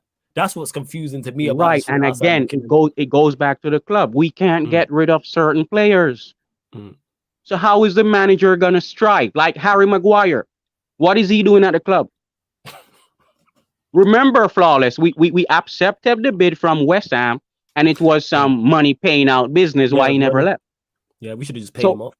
That's a stronghold on the manager. The manager can't be doing his best if the football structure is not right, Flawless. The manager is only as good as the structure around him. There's only so much you can do to an extent. I get that point. Yeah. And we see it last season. We did everything we could last season. That's it. Flawless. I don't rate Mason Mount. I'm gonna say that. That's the one signing that Ten Hag made where I can say no. Because we've been watching the league, so we know Mason Mount ain't that guy. But no manager is perfect. But we don't have a football structure. That is it. If we had a proper football structure, Ten Hag would not be choosing players. He should not be doing that. I get you. Big up. Elijah Pagala in the cut as well. I didn't even clock it was you, fam. I was too busy in the conversation. I haven't even done content myself for a couple of days. I just jumped on. I just seen the title of the video and I wanted to answer it. Oh, we'll get to it. You know what I'm saying? We gonna get to it. Don't worry about that. We got all the time in the world here, gal. You already know what it is. Let Jago say what he's saying, and we gonna get to it in regards to Liverpool. Okay. We definitely gonna get to my it. bad, bro. Yeah. That's cool. No need to apologize. It's all good. Go on, Jago. Carry on. Regarding the ownership now, Flawless, I don't even know. What are we gonna do? The peace again, Flawless. The peaceful protest will not get anything solved. Agreed. I do agree with that. The fans have to take the protest to another level. If they don't do that, the Glazers ain't going nowhere. And right now, Sir Jim is here. And what can we do? We can only hope Sir Jim put proper football people in place, because that's the problem. We don't have proper football people making the big football. And that is where we go wrong as a club. It's easy to say get rid of Ten Hag, but knowing Manchester United, we might hire Southgate. Yeah, you're right. Because I've seen it before. Yeah. We got rid of Jose Mourinho, and what did we do, Flawless? Yeah. We gave a clown the job. Yeah, we signed Ole for 3.5 years. We wasted 3 years under Ole, and we was going nowhere under Ole. Ole was never good enough. Ole got the job off a new manager bounce. He was never good enough. You got that supreme, you got that elite new manager bounce, and then that was that. And they never waited. Flawless. Ole came in November, and they gave him the job in March. Yeah. And right there, the new manager bounce ended. Yeah. So if the club had waited, Ole would not have got the job. Yeah. But they got excited, and Rio Ferdinand and all these guys come out, give the man the job. That's what they all said. They did. We all got gassed, myself included. I was gassed up. I was like, yo, I got gassed, Flawless. I got gassed, but I never wanted him to get the job before the end of the season. That's where the club go wrong. You should not give him the job in March. You should have waited until May. If the club had waited, they would have realized this guy's not that guy. Because remember, Ole was never out there doing anything like he was out there pulling up trees where we were saying, go get Solskjaer. No, the man was coaching in Norway. Do we trust our club to sack Ten Hag and get a proper manager? Fix the football structure before we think about sacking the next manager. But you know, if your club Go on, trusted Igal. Ole, they would have got Haaland at all costs. Yeah, No, but he that can goes persuade. back to the football structure, Igal. He can I hear persuade him that. to get here. He can I persuade hear him. that. All you trying to blame us for that? That's your man.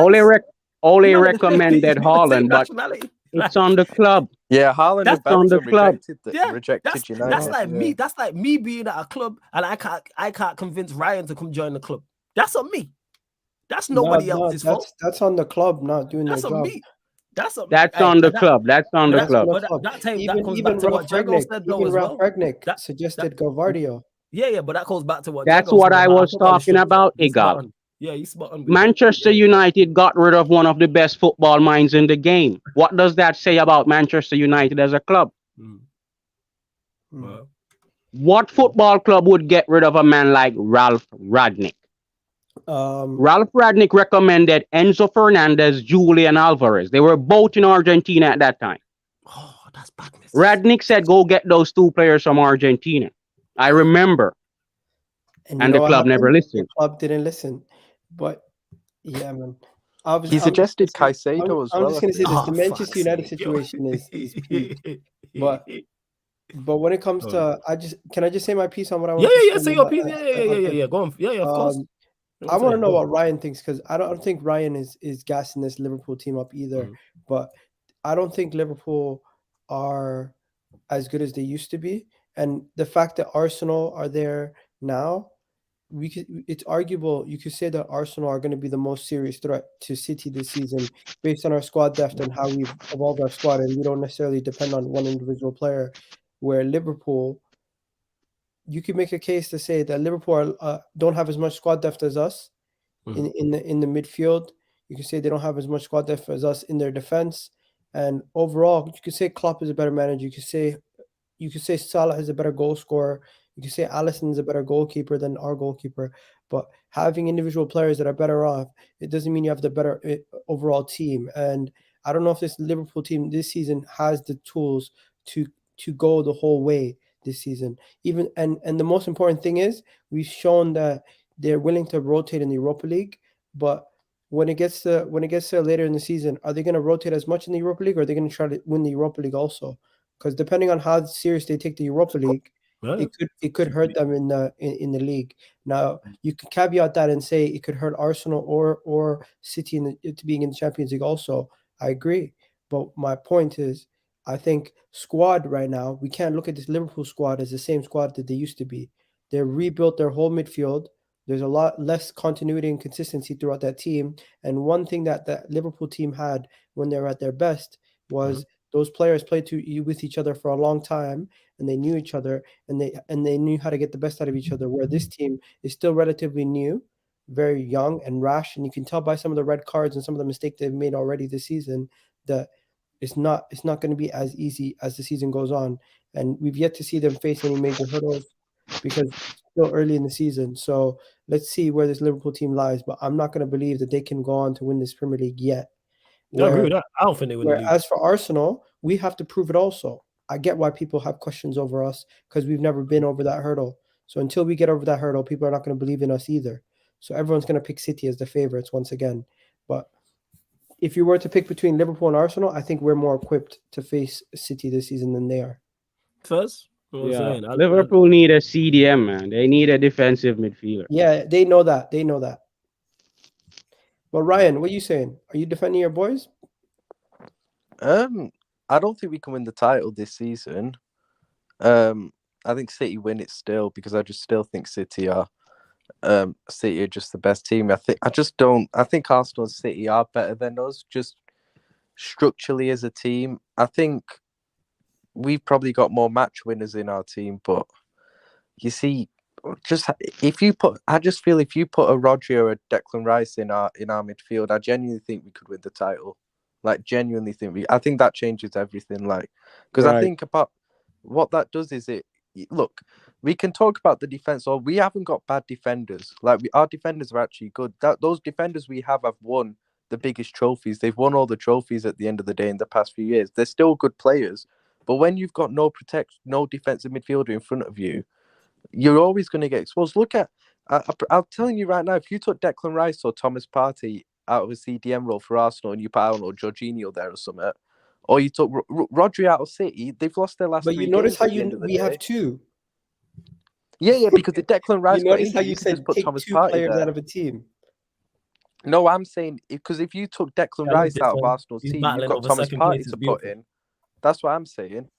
No, So but let's yeah, say look at Declan Rice City. and Thomas Partey City were lose. both not City lose available. 1 Rodri, their whole team's done. Yeah, but that's Yeah, because at least we Rodri's have 2. backup is trash. So like, that's because Rodri doesn't have a backup. At least Declan Rice has, if he was to be out, has a Thomas Partey there who can go in. So I'm saying if Declan Rice or Thomas Partey weren't available for Arsenal, your defense would struggle. City's defense would struggle. City have lost their last 3 games, so I think Arsenal are better than us at the moment. But I do feel if we did get I'm not even asking for like a Tchouaméni or anything. If you just get me a competent DM in January and not this Endo rubbish, then I think we're probably. Then I personally think we're better than Arsenal. Like, not by a lot or anything, but personally, then I think we're better in it. But yeah, that's what it is. At the moment, Arsenal are better in it. That's what it is. I don't think we can win the league. Fair enough. Yo, big up Chelsea. Liverpool need a CDM, man. They need a CDM. That's what they're lacking. I think they're currently as constructed better than Arsenal right now, but I don't think either of them can win the league. But I need you to elaborate on that. What do you mean by that? In regards to like, I think they'll finish above you. I think they're a better side. You think Liverpool are a better side than Arsenal? Yes. If they get a CDM, though, even without a CDM, I think they're better than them. No, without a CDM, I don't see them finishing above Arsenal. Arsenal. Better defense than us. Say that again. You think they have a better defense than us? No, but I think their attack is much better than yours, and that's what will get them over the line. They'll just score more goals. That's why. But but guess what? If you can't keep the ball out of the back of the net, you're going to draw more games. But again, the defense. But the thing is, we're seeing it now. Is their defense, as bad as it is, isn't as bad as it makes out. How many games have they drew so far this season? 2. And who did you draw to? Chelsea and Brighton, and we lost to Spurs. But like, oh yeah, I keep forgetting. You drew to Fulham. You drew to Fulham. The point I'm making is in regards to if we was talking about winning a league title, I hear it in full. And I look at everything and go, all right, let's pinpoint and be precise with defense, goalkeeper, midfield, attack, and all of the links and everything above. We're not talking about either of you lot winning the league. We're talking about second place. But you want to know something? Go. Here's where my point is. Liverpool, you could say they've had their best available front 3 fit this season. Mm-hmm. We've only seen 14 minutes of our best available front 3 playing in the league so far this season. So, and with our attack being worse than Liverpool's, we've only scored 2 less goals and we have a better goal difference. Yeah, that's all. But again, that's overall. We're saying overall. All right, so I killed this dead. If you look at the creative players they have, the creative players you have, you look at the goal scorers because it's all in one. If we just take the attacking players, so let's throw creativity and goal scoring. Apart from you, Agal, if you blank that out and say you have this group of players to choose from in terms of creating and scoring goals, or you have this group of players to choose from in creating and scoring goals, everybody by you is picking Liverpool's. No, I think besides Mo Salah, the rest of the best are Arsenal players. Okay, but that's not what I asked. What I asked was, let me land. No. I let you go, Ryan. Let me land. So I'll repeat that again. You can choose from this creative and goal scoring players, this group. So that includes Mo Salah. So we're not taking anybody out. You blank out the squads there. You have this group of players from Liverpool. You have this group of players from Arsenal. The reason why I said specifically because I know you well, Agal. Apart from you, everybody else is taking. Talk to any other fan. You know what I'm saying? Anyone else who's not an Arsenal fan is taking Liverpool's. They have more, their creative players are better than yours, and they have more goal scorers than you lot. What are we talking about? Clearly, it's not even a dispute. It's not even a debate. They have more goals. It's not even a debate. It's not even a debate. They have one better finisher. They have overall. Stop saying the one better finisher. I'm talking about what? Because when you look at Forget that. Let's stop saying what. Let's stop saying one finisher. We're talking about as a group of a whole off the bench. Okay, so who has the better attacking options off the bench? When you look at 2 groups. No. Answer the question, Agal. Who has the better attacking options off the bench? Who has the better attacking option off the bench? Yes. Liverpool or Arsenal. Okay, no. Don't hit us with the probable. Who has the better attacking options off the bench? Liverpool or Arsenal?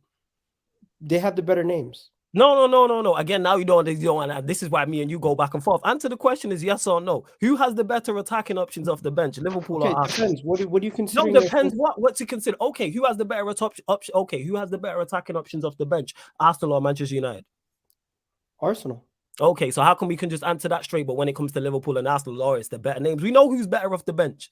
We It's know be- who's it's there. We because- know it, man. Stop, because- lad. Don't do this, man. You can't it's do this because here. Stop it, man. Liverpool- We know this. it's If you because can choose Liverpool- who are your attacking options off the second, bench. one second, Wait. one Trust second, Wait. one No. second.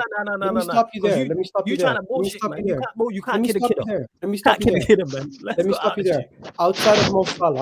Outside of Mo Salah, are you taking Jota, Gakpo, Nunes, or Luis Diaz over Saka and Martinelli? Why are we taking Mo Salah out? He's included in No, it. But I'm but taking that's like, can I Liverpool's. say something? I'm Can I say taking because something? in Liverpool's. order to, But it's like saying, I'm you know, taking Liverpool's. One I'm second. taking yeah, Liverpool's. I order agree, to- ours is better. But what in I'm order to saying compare is, the two, no, but I need in order to to compare the two properly, We you compare have it to to look you. at Don't the want to compare the totality. two properly because it doesn't fit No, for but you. We know who's Igal, better, man. Igal, you're saying if you We know take who's Mo better. Salah, Igal, you're taking if you take Mo Salah out, then it's like, I don't know, on par or whatever. But like that's like me saying, oh, if No, you that's take not what I'm if you saying. take Okay. Saliba saying- out of your defense, Let's go, because Ryan. our defenses are a Hear lot me more out. Let's go. equal. All It's right, like so me I'll saying flip if you it. took I'll flip Declan it. Rice Hear me out. out. Flip it. Ryan, Hear no. me out. Ryan's You're spot not on, listening because to we what ain't I'm gonna saying. flip it. No, I hear what you're saying. I just completely disagree because you're trying to bullshit me. That's what it is. And I'm not here No, for you it. didn't You hear know what I I'm saying? said. I heard I exactly said what you Mo said. Salah is the best out of all the players We know available. this. Nobody's Then saying that he's not. who's the next best after that?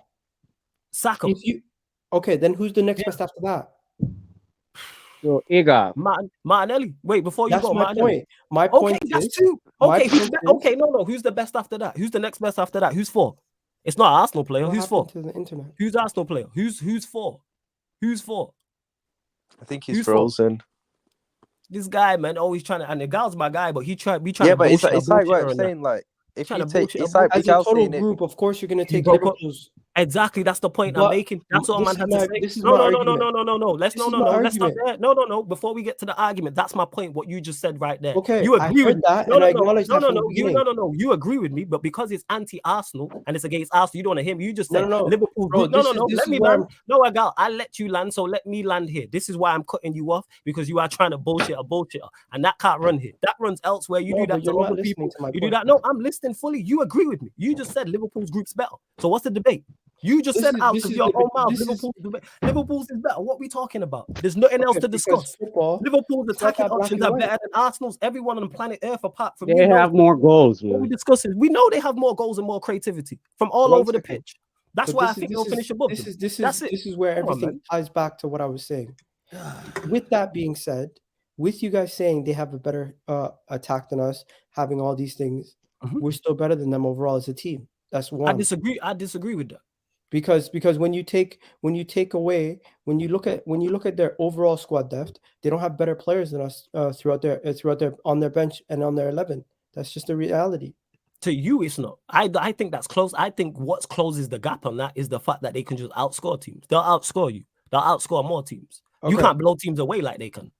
And I this is think me saying as a United fan. the fact that people only rate maybe 4 of our attackers compared to Liverpool's attackers, where people might rate all 5 of their options in Luis Diaz, Jota, Gakpo, Nunes. That's But the again, difference. it's key in what I said. When I said attack, I'm not talking just their attack. I said creative outlets, fullback area. They kill you. Here's Fullback where, area. No, where the wait, hold game on. is won and lost. Oh yeah, Fullback fullback's areas- bit clear. I'm not hearing it. areas Fullback's and bit mid- clear. No, Ryan. But 100%. but Ryan, that includes in what I'm saying, because what I said was attacking players, goal scoring, creative outlets. Your creative Okay, but outlets. here's where the game is also won your and lost. fullbacks and also your The midfield. game is won and lost in the midfield, and that's where they lose.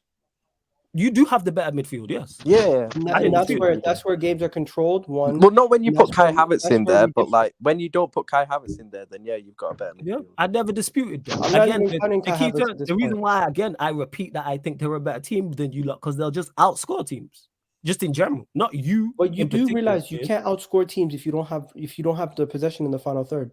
But how come they're doing it so far so good? But But they're we very scored clinical. in every game. But We've they're very scored like how clinical. many goals? 17 So goals. or far, something. they're so But good. bear in mind, we've had a way tougher run of fixtures than you So as well. far, they're so good. We've had a What are we talking massively tougher run of. We played Newcastle away, Chelsea away, Spurs away, Brighton away. I didn't argue that. You're not. I'm not arguing that point. They're so and we're only like 3 that's what points it back. is. I think Arsenal are currently a better team than us. I don't. Right. I think it's close, but I think you're a better team than us at the moment. But we're only 3 points behind you, having had a tougher run in at the end of the day. Like that counts for something. It does kind of count when we face a team called Manchester City and we beat them. Yeah, Just that's the saying. one game. Yeah, that's you gonna did, be but the we claim to played fame. Newcastle Yeah, away, right, Chelsea away, Spurs away, Brighton away. Like that's not To easy. be No, fair, yeah, though, definitely. to be fair, I'm though, to definitely that giving point, you guys Again, credit. and again, back to the point is, I'm not. If I wouldn't be talking like this if we was talking about winning the league. You don't have to be a great side to finish second. That's another thing we're missing out. You can be True, missing Ollie major holes. finished second. Like what? we Only doing finished here, bro? second, and we had major holes in that side. Major holes. You can have major holes in the side, and you can you score your way to a league title with a poor defense? No. Can you score your way to second with a poor defense? Yes, because we've seen it happen before. Can you win the league with a poor defense? No. I don't think they can win it. Who But said they none can of win us the are league? winning the league. Who said they Let's can win just the be league? No, real. but I think we can win the league with our Of course, you defense. think you can win the league. Of course, you think No, you can but win the league. Of course. you're making it sound like it's a delusional point. Listen to what I'm It saying. is a delusional point because you're nowhere near C. No, That's why listen it's a to what I'm delusional saying point. before you Go belittle on. it. All I'm Go on. merely saying is, based on Go the on. fact that our defense is so solid, we could see ourselves having more sustainable performances throughout the season, where we Okay. don't have to necessarily have to outscore teams. Okay. We can control games based on our defense. Is it so solid? I think it's good. I think your defense is good, but I don't think it's so solid. Do you get I what think I our mean? defense is one of the best defenses in the league. Yeah, but that's not exactly a big thing to shout about. Like, Yeah, let's be real. it's really It not. kind But of is when the we're point I'm talking making, about. but we're going off topic here. So let's go back to the topic of you saying I belittled it. The defense is my argument. I don't think you can win the league. No, because I don't think you're better than Manchester City, despite beating them. You're not a better side. I don't have to prove to you that we're better than Man City. No, all you I have don't. To tell you, all We I have had to this tell you conversation is, last year, and who was right? We had the same conversation last year ago. My whole argument here is, this is why I believe Arsenal is more equipped to challenge City than Liverpool.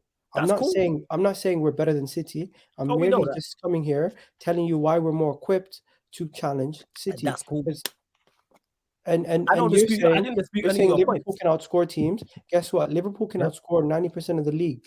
But the situation is, if they can't keep the goals coming from the other end, they're not going to be able to control the games, and it's not going to be sustainable. Where defenses can sustain a league title campaign. Yeah, they can, but you still have to score on the flip side. And like I said, we're not talking about winning the league title. We're talking about finishing second. You don't have to have a bullet. I'm not talking about finishing second. I'm talking about winning a league title. But we know you're not winning the league title. You're in agreement with me on that. No, I'm not in agreement with you in that. Okay, so who's winning the league this year then? I believe Arsenal have the tools and the minerals. No. Again, answer. Stop being a politician. Who's winning the league this year? No, it's not about being a politician. Who's winning the league this year? Agal, who's winning the league? Agal, who's your prediction to win the Premier League? Agal, who is your prediction to win the league? It's a simple question. My prediction before the season kicked the ball was Arsenal. Okay, all right, we got there in the end. That's all I wanted to know. Okay, that's all I wanted to know, because you said this last year and who was right? We had the same argument last year. No, but guess what? Same argument. Guess what? We had the same argument that we wouldn't finish in top 4 last year. Who said you wouldn't finish in top 4? Guys said last year Arsenal wouldn't finish in top 4. Don't put that on me. I never said that. That's what people were saying. Yeah, that's people. You're talking to me. Don't do that. No. Don't start talking about other stuff. This is me and you. 1 second. Don't do that. No, you generalized and started saying guys. So I'm going to generalize and start saying guys also. When did I say guys? Guys about what? What did I say guys? Did you not say this just 2 seconds ago? What did I say? Guys about what? What did I say about? Well, at this point, I need to run VAR. Yeah, exactly. Because I didn't say it. You're just making stuff up per usual. But go on, carry on. Bro, come on, man. Come on, you're my guy. Who's making stuff up? I asked you a simple making question. Stuff up? Literally, you just said I said guys, and then can't tell me when I said it. So clearly, I didn't. I don't generalize. I'm talking to you, Agal. I asked you specifically who's winning the league, and eventually, after asking, I believe Arsenal can win the league, and I've given you my reasons why. I just want the prediction. Our midfield. I feel you like said Arsenal, right? That's all I want. It's a straight yes or no. Who's winning the league, Agal? Manchester City. You think City is going to win the league, and you want to know something? It's easy to predict City to win the league every year. Yeah, because they're the best team in the league. That's why. So it makes sense. Yeah, and guess what? This season. Answer the question, Agal. Who is winning the Agal? All I want is a prediction from you. Agal, all I want is a prediction. I already gave my prediction. Why do I have to Arsenal, give it 4 times?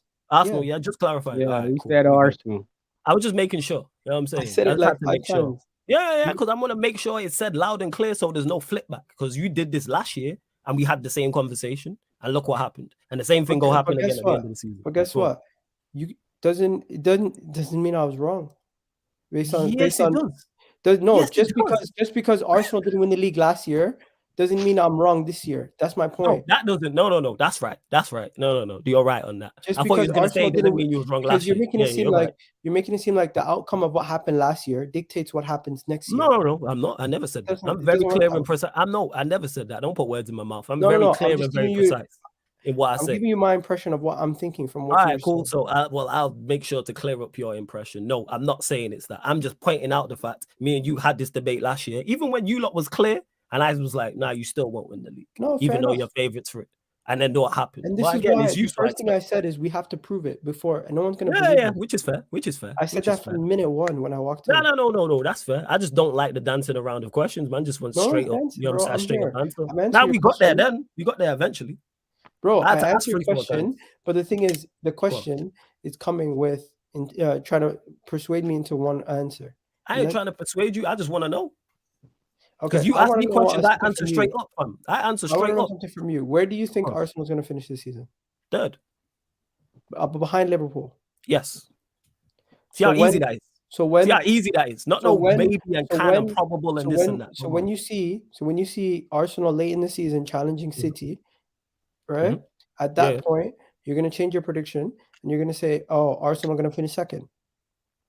Yeah, if you're clear of them, yes. If you're 15 points clear of them with 8 games to go, yes, of course I'm going to say. So until we actually win it, you're never going to believe we can do it, right?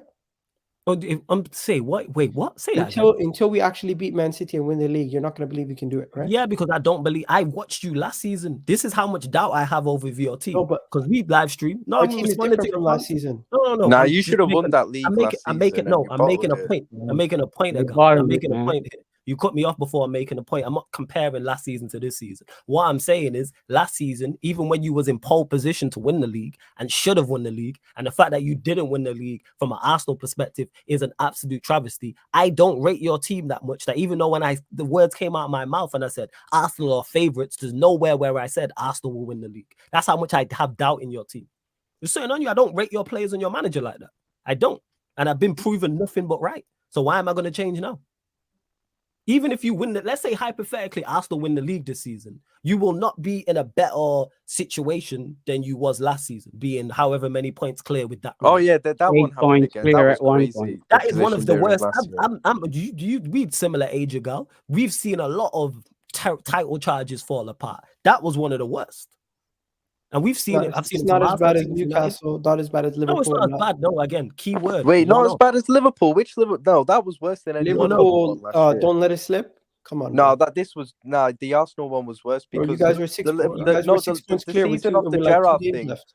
The season of the Gerrard thing, it was 3 games left. It was a lot closer than what people made out because City had 2 games in hand on us, and it only took 1 loss for the title to go out of our hands. You remember way many. You man had like 2 games advantages over City, man. You man were dropping 2 goal leads in consecutive games. Again, that's a whole different conversation. That's a whole different conversation. The point, the point that I'm making is. The point that I'm making is yes, Agal, you are right. Until I see Arsenal win the Premier League, that's when I'll be like, all right. So I can't change. Nothing I can say in an argument will ever convince you Arsenal are going to win the league. No, you know what? That's my whole point. Oh no, that's a lie. No. My whole point is until Arsenal actually physically wins the league, you won't be able to. That's not the truth. No, Agal, that's wrong. Again, that's why I'm cutting you off because that's wrong. If you had a competent manager and had a better team, then I would say you win the league. We're not changing the manager, and the only thing we can do better. No, we're not changing the manager this season, and the only thing we can change is in January go buy a striker. Ivan Toney changes that though. If you sign Ivan Toney, we buy Ivan Toney in January, or we buy Pedro Neto in January. That change your opinion? Definitely could, yes. I've said this. If you lot sign Ivan Toney and go and get another midfielder, like central midfielder, like in the Rice Partey area, that changes it, yes. So that's why I cut you off and said no. So stop before you go, Jez. Stop treating it like, oh, it's nothing Arsenal can do. No, if I believe you have a squad that is capable of winning the league, I'll say then you still won't rate. Are we just forgetting about who? No, I will because the thing is, it depends on like I said, if you sign Ivan Toney and then go get a serious midfielder, even without, I don't think Arteta's a bad manager. I don't think he's a bad manager. Don't get it mistaken. I don't know why Jude's in the chat talking about, oh, I don't rate Arteta. Never said I don't rate Arteta. You don't rate my manager just 2 seconds ago. Let me just clarify. To the extent of winning the league title. Thank you, Jez. Why does Jez get it? You know what I'm saying? I don't rate your manager when it comes to winning a league title because there's levels to this. Because he's never done levels to this. No, it's not because he's never done it before. It's because there's levels to winning a league title. That's the point I'm making. And you're going up against the juggernaut, which is Pep and Manchester City. So is Arteta a good manager? Yes. Is he a good manager overall? Yes. Is he very competent? Yes. I think he is. Is he capable of winning you lot, getting you lot top 4? Absolutely. Is he capable of winning you lot domestic? Yeah, exactly. Is he capable of winning you lot domestic trophies? Yes, he's done that. Is he capable of doing that in the future? In my opinion, yes. But winning a league title, whole different conversation. I don't think he's of that level, no. And he's done nothing to show me that. Now, if you have a team that's better, then I look at it and go, maybe. If you lot were to get Ivan Toney, Neto, and a top quality central midfielder, say for example, you're not going to sign 3 players anywhere. You're not, but I'm just using that as an example. But say you did get, or even if you got a central midfielder who's of a decent level, then I look at your team and go, oh shit, that's a serious spine. I don't want you lot to get Ivan Toney because that's a Premier League winning front three. If you lot sign Ivan Toney, yeah, that's a Premier League winning front three without doubt. I'm gonna head off, but yo, big up protocol. In the love every time. Only reason why I haven't been streaming lately, Yeah, big bro, up, I've been ill and like just international breaks. So I didn't want to force content. You know what I mean? No, I hear that, man. Agal, always good chopping up with you. Hey, you lot, make sure you subscribe to Agal's channel, man. Agal talks football, man. We're the best out here, man. Sure, I'd love to get you on sometime. Let me know, man. Don't know. Just DM me, man. I'm saying more pattern that, yeah. Love every time, Agal. Big up, man. Every single time. Shout out to Agal. See people, man. Always the best here at Sarcasm City TV. You're always getting the best content. Yo, Jago, anything you want to add before I run through the rest of these callers as well? No, you can just do your thing, man. I'll keep watching. Yeah, man. You already know, Yo, Jago, you on socials? Yeah, man. Yo, drop your socials in the private chat, yeah? I'm gonna hit you up. Drop your socials in the private chat bit, yeah? I'm gonna get to this next caller, but yeah, drop them. I'm gonna hit you up, yeah? Bless up, my All guy. right. Big up, Checo, man. Big up. Love my Jamaicans in the building. Love that. Prime is also here as well. I will drop the link in the chat as well. And so many people who got so much to say in the chat, call in. The link's there. I'm saying. But let me get to the next caller anyway. I'm saying legend of fan calling shows. LT is in the building. What are you telling me, my guy? You good? Wow, flawless. Like, yo, now flawless, man. You're going off, man. I thought Igor was going to stay here so I could just troll him a little bit. Just say we put him in the league. Yeah, it's like because man just be shout out to God. That's my guy, but you try and be bullshit. You can't kill a kid in it. You know what I'm saying? It's true. The streets. Yeah, it's true. You can't kill a kid. What you all talk about, my guy? Yeah, Arsenal possibly dropped the ball last season as I like the name as well, the Black Kaka. Yeah, thank you. That I used to play like Kaka apparently when I used to play football back in the days. What happened, man? What's the knee? I gained weight, but I really can't really say that. Maradona, he still has great feet, even though he gained weight. Rest in peace, man. But still, he became like Lizzo James. I hear it, man. Hey, don't do that. Don't do our subscribers and listeners like Reece James like that. That fat prick. But no, honestly. But anyways, continue. Yeah. Otherwise, I am shocked you're actually doing back-to-back fan calling. So I was like, damn. Yeah, man. All week, man. We do Thursday and Friday as well. Thursday and Friday, 10:30 p.m. people, not 10 p.m. UK time. 10:30 p.m. Yeah, 10:30. Yeah, man. Otherwise, yeah. Hey, I don't know. All I'm saying is on Twitter is heating up, especially about news of the takeover. It's like they say now it's not fully been accepted now that there's going to be a meeting on Thursday between the board members. And, like I said, I'm still going on my word saying that, I just pray to God that some way, somehow, the Sheikh does something mad and he does like a last minute thing. I'm reading on Twitter and I'm not really like believing them, but you still gotta like ease off. But apparently the Sheikh Jassim, he's got to be having a meeting with his own board and see if he can put in a little bit more. Apparently, so they're not out the race completely. So there might be pinch yourself. So Qatar's not out of the race, so we're not done yet. Because like it does actually make sense. Like if they actually did go out of the race, there should have been word from at least a credible source, a statement of some kind. He hasn't really put out a statement from what we know of. Even the Ineos thing, we don't even know if Sir Jim from Ineos put out a statement or be like, yes, it's been done, or even Manchester United's fucking website put it a Comunicado official some shit. So it's not out. It's not over. It's not over. So cross cross my heart and hope to live. Not really hope to die, but yeah, hopefully it's just there. But yeah, man. So that's just the news coming out with the latest takeover. I hope you're right, man. But I don't see it. You know what I'm saying? I don't see it, but I hope you're right. I take everything that's said with a pinch of salt, like in regards to like anything Sheikh Jassim related now after the initial news that came out. I know people trying to get their follows up, retweets, likes, you know, their clicks, all that stuff, their follows, the whole nine. You know how people move. But hey, there's over 60 of you lot still in here, over 65, we're at 61 likes. Let's get us up to 70 likes, people. Let's get us up to 70 likes. Hit that subscribe button as well. Make sure you subscribe to Agal's channel, Agal Talks Football. That's my guy. Just because you see us on here debating, don't mean I don't fucks with him, people. Never get it mistaken. Yeah, go on, LT. Yeah, if we actually get to 70 likes, we're gonna hear Jez spit a freestyle, quick 16. You know, we have to for the culture. If you guys, hey man, you might be spitting, man. Maybe I'm gonna write a remix about the Postecoglou shot. Yeah, you definitely gonna do a Postecoglou thing, 100%. Oh wow, it is. But LT, anything you want to add? Flawless. Yeah, go on. Yeah, I wanted to ask you how is Power Force doing? I haven't watched the show yet. It's fire. Wait, have you not? Wait. Okay, have you not watched it at all, or you've just not watched the new season? I haven't watched the new season yet. I'm gonna wait until the full season is done so I can binge watch man, it. you gotta watch it, man. Yeah. It's fire. That's all I'm gonna say without spoiling it. Like, it's if you watch season 1, season 2, like they're knocking it out the park. You know what I'm saying? Like they doing everything. Like anyone who's just saying, "Oh, it's not as good," is just hating. Like Power's fire.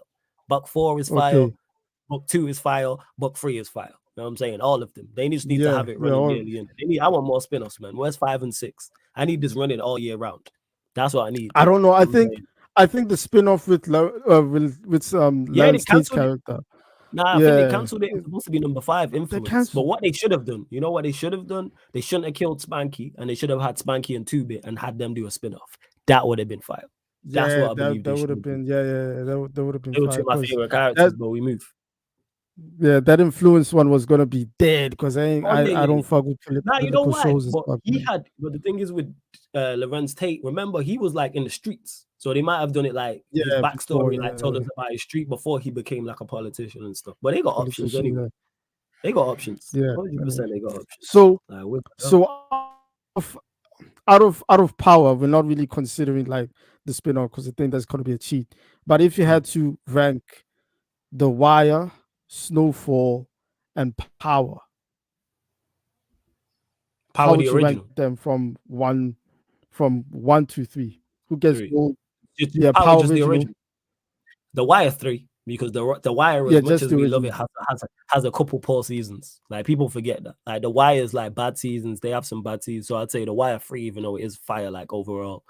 2 was Power. Because there was one season of Power that wasn't good. I think it was number 5. The one that the Power scene not because of him, but the one Kendrick Lamar was in, that season was not good. That season of Power was not good. And then 1 Snowfall, because Snowfall didn't have a poor. Snowfall, there's no poor season. I don't even think there's a poor episode. There was no poor season. Like Power has as much. I love Power, like 50 my GOAT, like musician of all time. But that season I can't get past. That season 5, I think it was season 5, was not good whatsoever. Wait, 50 is your GOAT? Yeah. Not Jay-Z or Biggie or then Biggie before my time, and Jay-Z I don't want to be hearing about what I like street stuff. You know what I'm saying? And Biggie don't really be talking. Wait, what's your opinion? What's your opinion of Jay-Z? Nah, Jay-Z is cold. Don't get him mistaken. He's just what he's talking about. I'm not trying to hear about. I like street stuff. Yeah. I like street stuff. Like that's my MO from day dot. All my favorite rappers are gangster rappers, but it doesn't mean I can't not respect talent. So like a J. Cole, a Kendrick, a Jay-Z, for etc. All super talented. So because you just said J. Cole, so you don't really fuck with J. Cole like that either. No, doesn't mean he's not talented and there's not certain verses and certain tracks I like. Same with Kendrick. Because for me, my goal is actually what's it called? Obviously, if I don't include the new age ones. My goal is actually J. Cole. Fairs, but that's the age thing between you, because like when you're younger, like when you're in your teenage years, likely your goal comes from there. Where people don't understand because of they look at 50 Cent now. People don't understand like when 50 Cent first came out as a musician, we've never seen a run like it. Like I How tell to people all rob. that all the But time. the only thing I still Ghetto Kuwan. People don't understand. People don't get it. Like in regards to like his run and what he did for his crew as well. Like people don't understand like that whole run. Like we've never seen anything like it before, and we'll never see anything like it again, ever, wherever. So yeah, for me, it's 50 is my goal. Yeah, without doubt. Like you know the hilarious part about it is here because I remember back when I was still in secondary, every one of my friends, if there's any chance you happen to see my dad, because everybody used to say my dad looks like 50. Everybody, and it's hilarious because like when I think about it now, back then, it kind of makes sense. Yeah, like I say, because people don't like if you're around them times like 03, like that 2003 to like 2006 period. It was only a 3-year period, but like he was electric. Like he was the man. You know what I'm saying? We've never seen anything like it, and we'll never see anything like it again in regards to the whole the beefs he had in his camp. I remember it was with M and Dre. Like we've never seen that. Yeah, Like, there was so much that spawned from that. I still listen he was to some really of the from the diss tracks, streets, though. man. Yeah, man, and the mixtapes Yeah. as well. Even before that, his mixtape run was crazy. So yeah, but that's no discredit to a Jay-Z, for example. Like Jay-Z, super talented. Don't get a mistake. And there's certain Jay-Z tracks I like a J. Cole, you might mention, a Kendrick. I just not really trying to hear what them man are talking about. That's What all. are your thoughts on Eminem? Oh yeah, one of the goats, 100%. Big fan of Eminem. Big fan of Eminem. Yeah, a lot of people don't like it one of those. because a lot of people just don't like it because he's white. And it's like, yo, man's super talented. Yeah, that's Like, true. But you know what? What's it goats. called? I know. I don't want to delay this too much because there's probably other callers as well. But who are your other favorite musicians or rappers outside? Oh, and rappers in terms of 50, Eminem definitely, Uncle Murder, Casanova, The Game. I do like. Can I throw Kendrick in there? Yeah, I can throw Ludacris. Ludacris don't get his props. Shout out Ludacris, bro. Underrated Ludacris is always. He's always on my playlist every day, bro. Yeah, Ludacris. I still bump like Ludacris. That's probably it. Like there's the other eyes like Snoop. You know what I'm saying? That man will listen to, but not like religiously, but certain tracks man will pick out here and there. Of course, Lloyd Banks. I'm saying I've noticed that as I've got older, I appreciate Lloyd Banks much more than I did when I was first listening to him. Like Lloyd Banks, definitely one of my favorite rappers. Yeah. Kid's another one. Even though I'm not listening to a lot of new Kid, Jadakiss for obvious reasons. File. Yeah. I'm lazy when it comes to listening to like new music. Like I have to just come across it, or somebody like puts me on like check out such and such. One thing I do have to say though about J. Cole is because I literally call him my goat, but in the same time, yo, he needs to get one. Like, here's a question for Jez. You need to get rid of that Jada and Will Smith bar in which song was it again? Fuck, wasn't and Viv Love. Yeah, he needs to get rid of that bar because like it's not. I seen something else saying that he performed that song at a concert and he took the line out, which makes sense. And just quickly to the super chat, because Nero says you guys ain't having Kanye again. Kanye falls in that boat of Jay-Z, super talented. Kanye West is super duper talented without doubt, no doubt about it. It's just that what he's talking about, I do not want to hear. I want to hear street shit. That's it. I'm not trying to hear about your life, your problems, about world problems, or you looking after your kids. I'm just trying to hear the coldest shit. You know what I'm saying? That's it. I'm trying to hear straight street bars. I'm not trying to hear any thoughtful track. Oh, you want to hear a track that makes you think? No. I listen to music solely to be entertained. Solely. That's it. Let me want to hear that. Let me ask you this real quick then. Obviously, by the way, to Nero, big up to you, sport. And yeah, Kanye, ironically, Kanye is also one of them. Not the new, not this gospel nonsense. Even though I'm Christian, but like Kanye is singing all this gospel thing doesn't feel right to me. But just for another day, you're okay. You can feel Q&A, even though we don't only do sports. But yeah, I actually want to ask quickly though. Fuck no, I forgot. I'll come back to you. I'll come back to this. I actually need to ask this. Yeah, it's cool. Yeah, once it comes back to you, well, too. To Kimeli says flawless after 50, he was the coldest in junior because I would say Game. At the time when they first came out in 2003, my favorite member behind 50 was Young Buck, and that's just because I like the South slang. Like I like Southern rappers. The way they sound is cold. You know what I'm saying? That's why I like Kid, for example. So it was Young Buck. But as I've gotten older, it's Banks. When I listen back, I'm like, oh shit, like Banks was rapping. Like, I get why he was a lot of people's favorites, but when I was younger, I'm not really trying to hear punchlines. I'm more about hooks and melodies. And then as I got older and started penning bars myself, then I started to appreciate just writing more. Like, who can put punchlines and metaphors together. And Banks was one of the best. I'm still catching Banks bars now to this day where I'm like, oh, he said this. Oh, that's fine. 100%. You guys are naming people that I don't know. Yeah, you have no idea what you're talking about. Because you listen to Italian music, that's why. But no, actually, what's it called? No, I remember what I wanted to say. You know, no one cares what you have to say, man. Go on. How you hating on Italians, but you're bigging up the carrier? Yeah, exceptions to the rule. But shout out to Idoji as well. But before Brian makes me forget what I want to ask before we go to the next caller as well. Yeah. You know, because you said you love the gang shit and not the gang, but the street shit and obviously melodies and that. What's your opinion actually on mumble rap? There's a place for it because it's catchy, and once it's catchy, it don't gotta make sense. Do I personally pay attention to it? No, but if I'm in a rave and it comes on, it's not like I'm not paying attention to it. But I think people be doing too much and want to complain. Oh, this is why hip hop's dead. All of your favorites are probably still, or I'd say the vast majority of your favorites are still making music. So go listen to them. So that's why I don't hear about, oh, new hip hop's dead. Like, your favorite rappers are still not, like a Jadakiss, for example.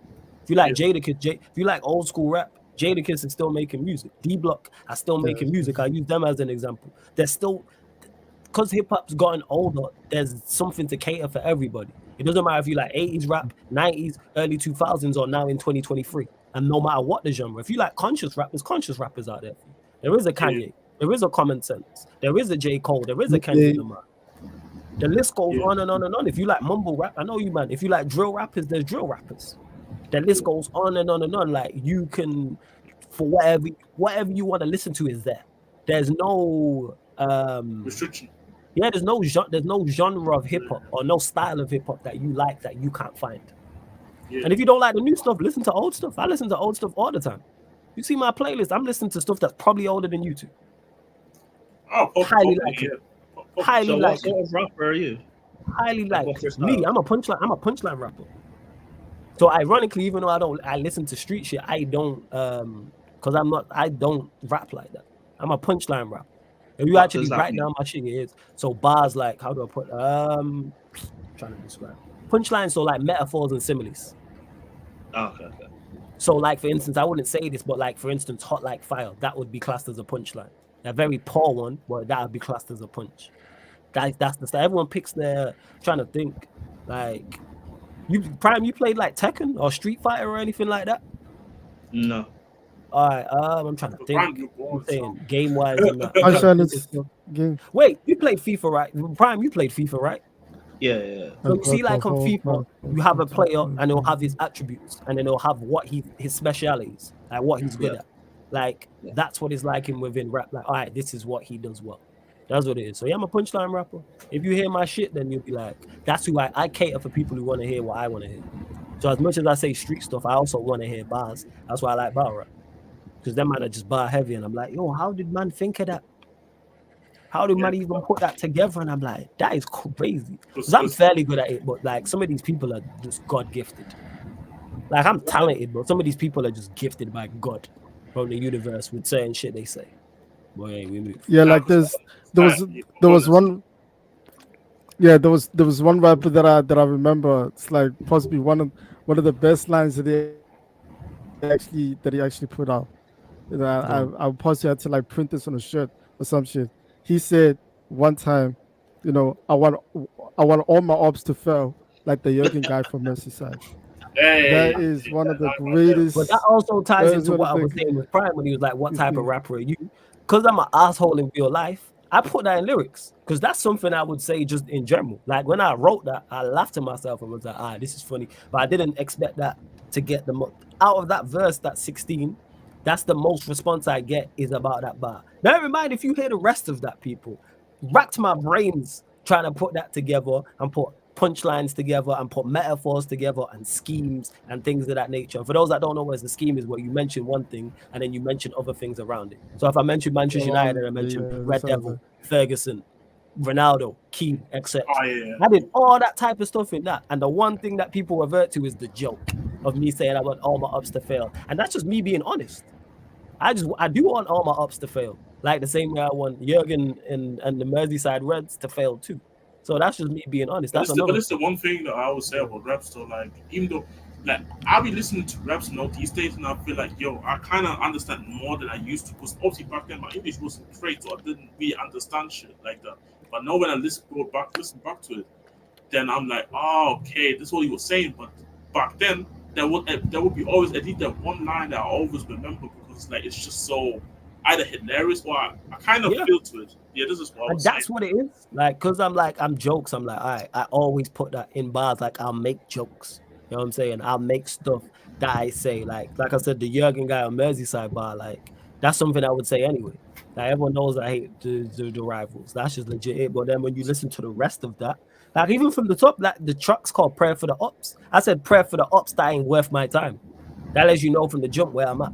That's the first bar of the verse. That's why it's like, I'm just letting it be known. That ain't worth my time. Is that your best line or your most, I guess, popular? In terms of popular, the Jurgen guy on Merseyside is the most popular line, yes. He's definitely the most popular because I think a lot of people relate to it. Is it my best line? No, because it's a joke. But it's it's probably the most popular, yeah. Yeah, go on. Which is the best song that you actually like done in your career so far? That's tough. Probably. Personal favorite is probably You Fucked Up. Because it's probably the best hook I've ever written, and it's easily one of the best verses I've ever made. So I would say that. Most people disagree. It's easily the best. It's easily the best verse.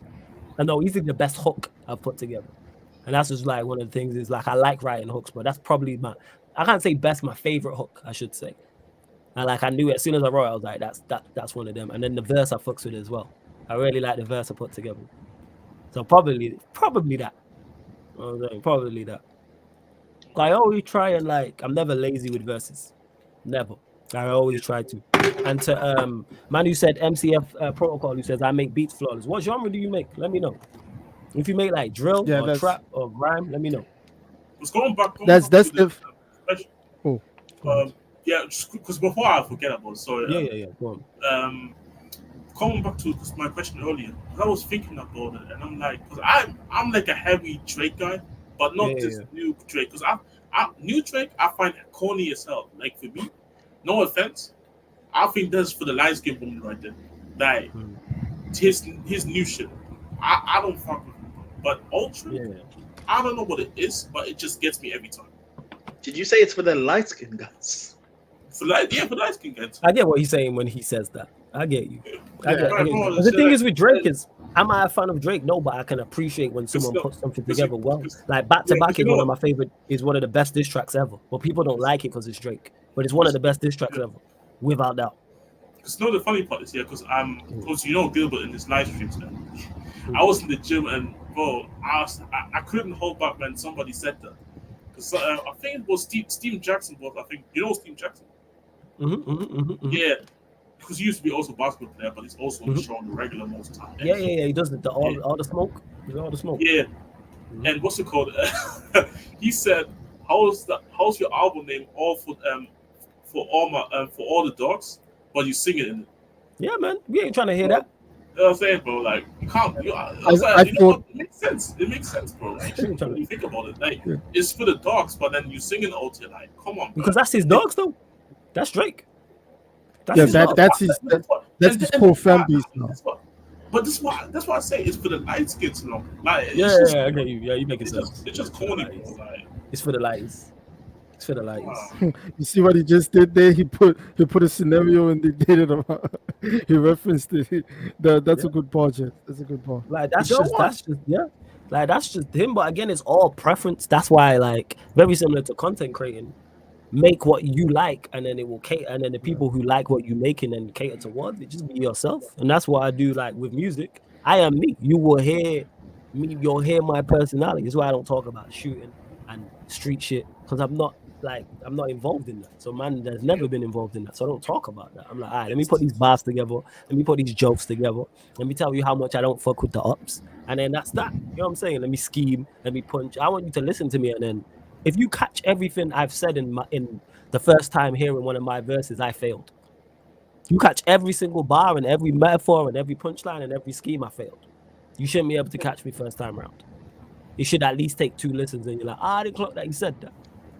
Because you should be too busy reacting to something else that got said in the verse, and you're like, okay, yeah, that's fine. I'm saying, like, a lot of people didn't catch in that verse, like when I said, what was it in the prayer for the ops, because that's the one, and I said, no, Muppets drinking, Kermit vibes. It's like, there's a whole scheme before that. When I mentioned the church and like not breaking bread, don't let no ups just lurk inside, no Muppets drinking, Kermit vibes. Like, there's a whole thing to that. You know what I'm saying? People didn't catch these see what I'm saying? But but these things go under my radar because obviously I wasn't watching Kermit like that. Yeah, of course. Yeah. So you may not know, but again, that's a popular meme. So some more people, but even before that, like I did my best to set it up because I said I'm godlike on track and this church is mine. Yeah, my sermon's fire. I'll break bread and serve some wine, but don't let no ups just lurk inside. No Muppets drinking, Kermit vibes. Because Muppets, you know what I'm saying? Yeah, I get that people props to is, yo, he wants all the ups to feel like the Jurgen guy on Merseyside. You don't know what's gonna hit in it. Like, that's just what it is. But we move. But yeah, in regards to Jason, you asked me, I'm a musician. On and off. It's when if I get like one of my guys who's a musician hits me and it's like, yeah, I got this instrumental here, what you saying. If I like it, that's how that song came about. You know what I'm saying? Shout out to Jody. He sent me 2 tracks and that was one of them. And the prayer for the ops he sent me. Did he have the beat? Yeah, I think he had the hook on it at that point. And he was like, yo, there's a 16 here for you. And I was like, all right. And then I wrote that in like 3-4 days. Went down, laced it in studio and kept it stepping. You don't know the vibes. But we moved. But LT, anything you want to add before we let you go? Yeah, man. Well, that was really great talking about music, man.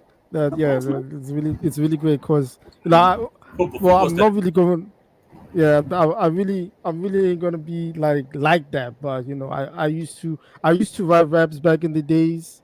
Of course, I've been off it because I've been making beats. But I might go back and just rewrite some shit. Because I found some old rhymes that I've written like 10 years ago, and it's fun. But it's really nice, like just listening to you, just picking your brain about hip hop and shit. But it is true, man. It is true because writing rhymes it's fun. It's tough, man. Anyway, for it's me, fun. but it's tough. Yeah, it's tough. It's not it easy. is, but it is fun. It's but once you get like those first 2 lines, it's been like, okay, cool. Then you just gotta redirect and the similes and idioms, and then you gotta wrap that off the flow. But then once that's nicely built, then that's facts. People don't understand how hard it is to rhyme multi-syllables, and you got people out here rhyming cat with hat. It's like, yo, don't compare me to these guys. Yeah, it's like Canada would be like, nah, man. Don't compare me. I'm here rhyming 2 words together. You know what I'm saying? For a 32 bars. Like, let's not do that. All right, come on. How tough that is. Yeah. Just writing words that rhyme like multi-syllables and 2 words. But hey, we move. But otherwise, Jez, Go on. Yeah, Jez. This is just okay. I got 2 more statements. Well, for Jez, and I got a question. How many times did 50 Cent get shot? Shit, you don't know.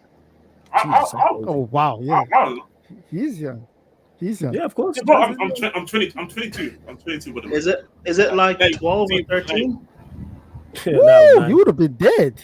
Yeah, he would have been dead with this is what I'm saying. double digits. I don't know that. I mean, Flores was saying, would say between 2001 to 6. Nah, 2003 to 6. Yeah, bro. I was like, yeah, I was like 2 years. 2 years old. My man was bumping that Get Rich or Die Trying album. You know what I'm saying? See, that lets you know, man. We old LT, man. You know what I'm saying? We old, fam. Like, wow. Okay. Yeah. God damn. I didn't even know Jez was 22. Sorry that made you feel old like that. Hey, Jez, wait. What year was you born? 01. See, he was born. Yo, that's crazy. He was born when I bought the Marshall. Bought the Marshall Mathers LP on CD. I bought the Eminem album on CD the year that Jez was born. Well, I didn't buy it. My mom bought it for me. And it was like, don't repeat none of this shit. I was like, all right, I got you. But yes, I was listening to like Rip CDs and shit or mixtapes in like 2002. Yeah, man, you know, 100%, man. It's nuts. you know. Hey, bro, man. don't make me feel that young, because I was listening also to CDs back in the day, man. Oh shit, I'm surprised you even that CDs was about when you Yeah, was around. I know about the CD. I'm not C1, bro. Probably said I'm not C1, but LT, Hey, gotta let you go, yeah? C1 get the whole Yeah. Allow And it, also every single Jazz. time. Go, Yeah. go. And also Jazz. If you want to listen to real shit, real hip hop, Big Pun, Tres Leches, featuring Prodigy, and Inspector Deck. It's one of the best hip hop songs. In my opinion, is a tough track. Go listen to that shit, and then go sleep listening to it, and then once I come back into the Frank Harley show, I'm gonna ask you questions. That's the Hey, exam. put the names in the what's it called, in the private chat, and I'm gonna write it on actually. Man gave you homework, you know. Hey, bro. Yeah. I'm here for the people, man. But let me close this out anyway. Hey, LT, big up, yeah? Every single time, man. Large up, Thanks, my man. guy. Every single time. Big up. Hey, salute to everyone who has been in the chat. Big up to all the calls. Obviously, we then ended up discussing music. Big up Agal. Everyone else who called in. Jez is here. Prime is here, etc. Ryan dropped all of the callers. We're back. I was going to say tomorrow. Today, midnight, UK time, people. Sarcasm City Sports, Q&A. So I just answering all your questions from the chat. And then Thursday and Friday, 10:30 p.m. I'm going to run it half an hour later, 10:30 p.m. fan calling show. So I did say I'm going to run them all week. Big up to everyone who called in today. Big up to everyone who called in yesterday, Thursday and Friday. The floor's open because you lot got so much to say in the chat. And I say call in, then it goes quiet. You know what I'm saying? Flawless is this, flawless is that, call in. You know what I'm saying? Oh, I don't like being on camera. Why? You ain't hiding from the police. Who you hiding from? You ain't got no ops. To be honest, You know what I'm saying? You ain't got no ops. You know what I'm saying? Like, what are you talking about? People got so much to say. People so brave. You know what I'm saying? People talk. No, you and DMU. That wasn't aimed at you. You always support him. I'm saying the people who are always, ironically, it's always the people who telling me I'm wrong and etc. I want to dispute points I'm making. Never calling. Never. Apart from a gal. You know what I'm saying? But that's just the gal. That's just the gal. Well, yeah, call in. You know what I'm saying? People got so much to say on what I've got to say. This is what it's about. I'm open for the debate. 100%. I'll let you land. The floor is yours. As I tell fan call-ins all the time. You know what I'm saying? Hey, that's hilarious, Paul Sandy. You're a joker. That's a funny ass pause. So yeah, call in. People got so much to say. This, that, and the third. Call in. Who you not hiding from? Or can't be on camera? Why? Hey, you never know. You don't want your missus. All right. So MTFC protocol. If you have ops, how are they gonna know where you are? How are they gonna know where you are? If you're in the kitchen, how the hell they gonna know your? People don't know where I'm at. You can't tell where I'm at right now. You know what I'm saying? What we talking about? Yeah, Manchester. That's it. How you gonna pinpoint? I'm saying, hey, they're gonna track the VPN. Come on. You know what I'm saying? Tractor to friggin' be strapped and be ready. Guys, these people are keyboard warriors. Not all of you lot, just some. Not the regulars. Actually, I'm saying we had a couple of guys coming on that. Midwest FC was trying it the other day. Yeah, you just being an asshole. It's just attention seeking. I have no time for that. I have no time for that. Yeah, it's not even the regulars. Like, it's not even it's always new people. You got the most to say. Call in. The link's there. I tell them call in and they go quiet. I'm saying, it's like all them people who said Mount was going to be a good signing, quiet. All them people who said Ollie would be successful here, quiet. To be fair, we had yesterday. What's it called? To be fair, we had somebody yesterday. Obviously, who was an African for the hair, but to be fair, but Steven. Then again, Steven isn't really talking shit. Yeah, he wasn't. He's at least been respectful. Funny thing is, I don't agree with him with the hair thing as an outsider, but I can at least understand it because he's been also respectful with his opinion there. Like, it's not like saying your opinion is wrong or anything. So it's the people who got most to say never call in, and now I've said it. Now the chat quiet, acting like they can't see the link. I'm gonna turn blind. You know what I'm saying? I'm gonna turn blind. But hey, we're gonna raid Alam anyway because Alam he's live. You know what I'm saying, on his NBA channel. You know what I'm saying? Toronto Hoop Talk. So make sure you put Sarcasm City Raid in capital letters in the chat. Sarcasm City Raid in capital letters in the chat. Make sure you hit the like button on this channel. Make sure you subscribe as well. Make sure you subscribe to Sarcasm City TV Gaming as well. The link's underneath in the description. Make sure you hit the like button and subscribe here as well. Loso, we are legit just closing out, my guy. But I'm gonna get you on the next one Thursday. I'm gonna get you on because I know you had been trying to call back in, but I had to get through all the callers. But next one, go on quickly in it. Thoughts, go on. Floor's yours, my guy. Go on, Loso. You on mute, my guy. Yeah. You on mute. I'm just getting used to this stuff, innit? I'm sorry. It's cool, man. That's all good. Go on. Yeah, Jesus, bruv, I was trying so much to get in when Igal was there, man. No, yeah, I know you, but I had to. Sorry No, about going. I just wanted to win this Arsenal guy for once and for all, man. God damn it. Now, you know what? A guy runs. I swear he runs fan calling shows on his channel, so you'll get the chance to chat to him. You know what I'm saying? Yeah. Say no more. Yeah. Basically, anyway, yo, Flo, lovely show. I hope those more people just come through, and then everyone just give your honest opinion about our team, man. This is our team, man. Yeah. This is our team, bro. Bro, my daughter was born last week Tuesday. Congrats. Love that. Thank you. Love that. But still, but look, even me, yeah, I'll tell my missus, Mama, please don't give birth when my team is playing. This is how much I love my team, bro. Yeah. So this is what I don't understand. Like with United fans, the way we're so divided, like we just need to come together because we're the biggest fan base in England. Absolutely. We're the biggest fan base in England. We're the biggest team. If we just come together, the days will come. Rome was not built in a day. True. Bruv, I was born in 87. My granddad grew me up in Kenya. Love that. And said, yo, little man, this is a team to support. So them days will come back. We just have to be patient. But it's the thing, our fan base, we're not patient. We're not patient. We just fight amongst each other. We let the medias influence us. All this rah. But right now, I know we didn't get the Qatar that we all wanted. But if we all just be together, support the team, support the manager, the football will come through. Everything will come through, and then that's it. And then just let the other fans just keep on hitting. Like Evra was saying about Arsenal, they used to be our babies. We have to go back to them days when people like Evra are saying Arsenal used to be our babies. Yeah, true. When we turn up Highbury and all this, that's back in the days. We turn up at Highbury, we look at the lineup, we're like, oh, no, you guys ain't got a chance. So anyway, Flo, thank you for the last minute thing. Good, but man. No stress, man. I just want my team to get back to them levels. I get you, man. I'm with you on that. We have to get back to them levels, but we have to be united. That's it. Man. The world united, Manchester United, and we get back to them happy days. Yeah, man. Oh, let's hope so. But hey, Losa, great call, yeah? Great second time round call, man. Big up, man. My guy, appreciate it. Bless up.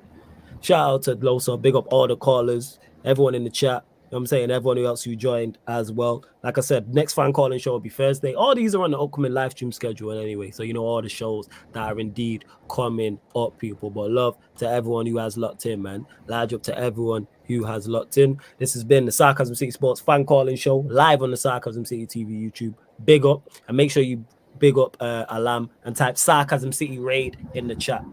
Bless.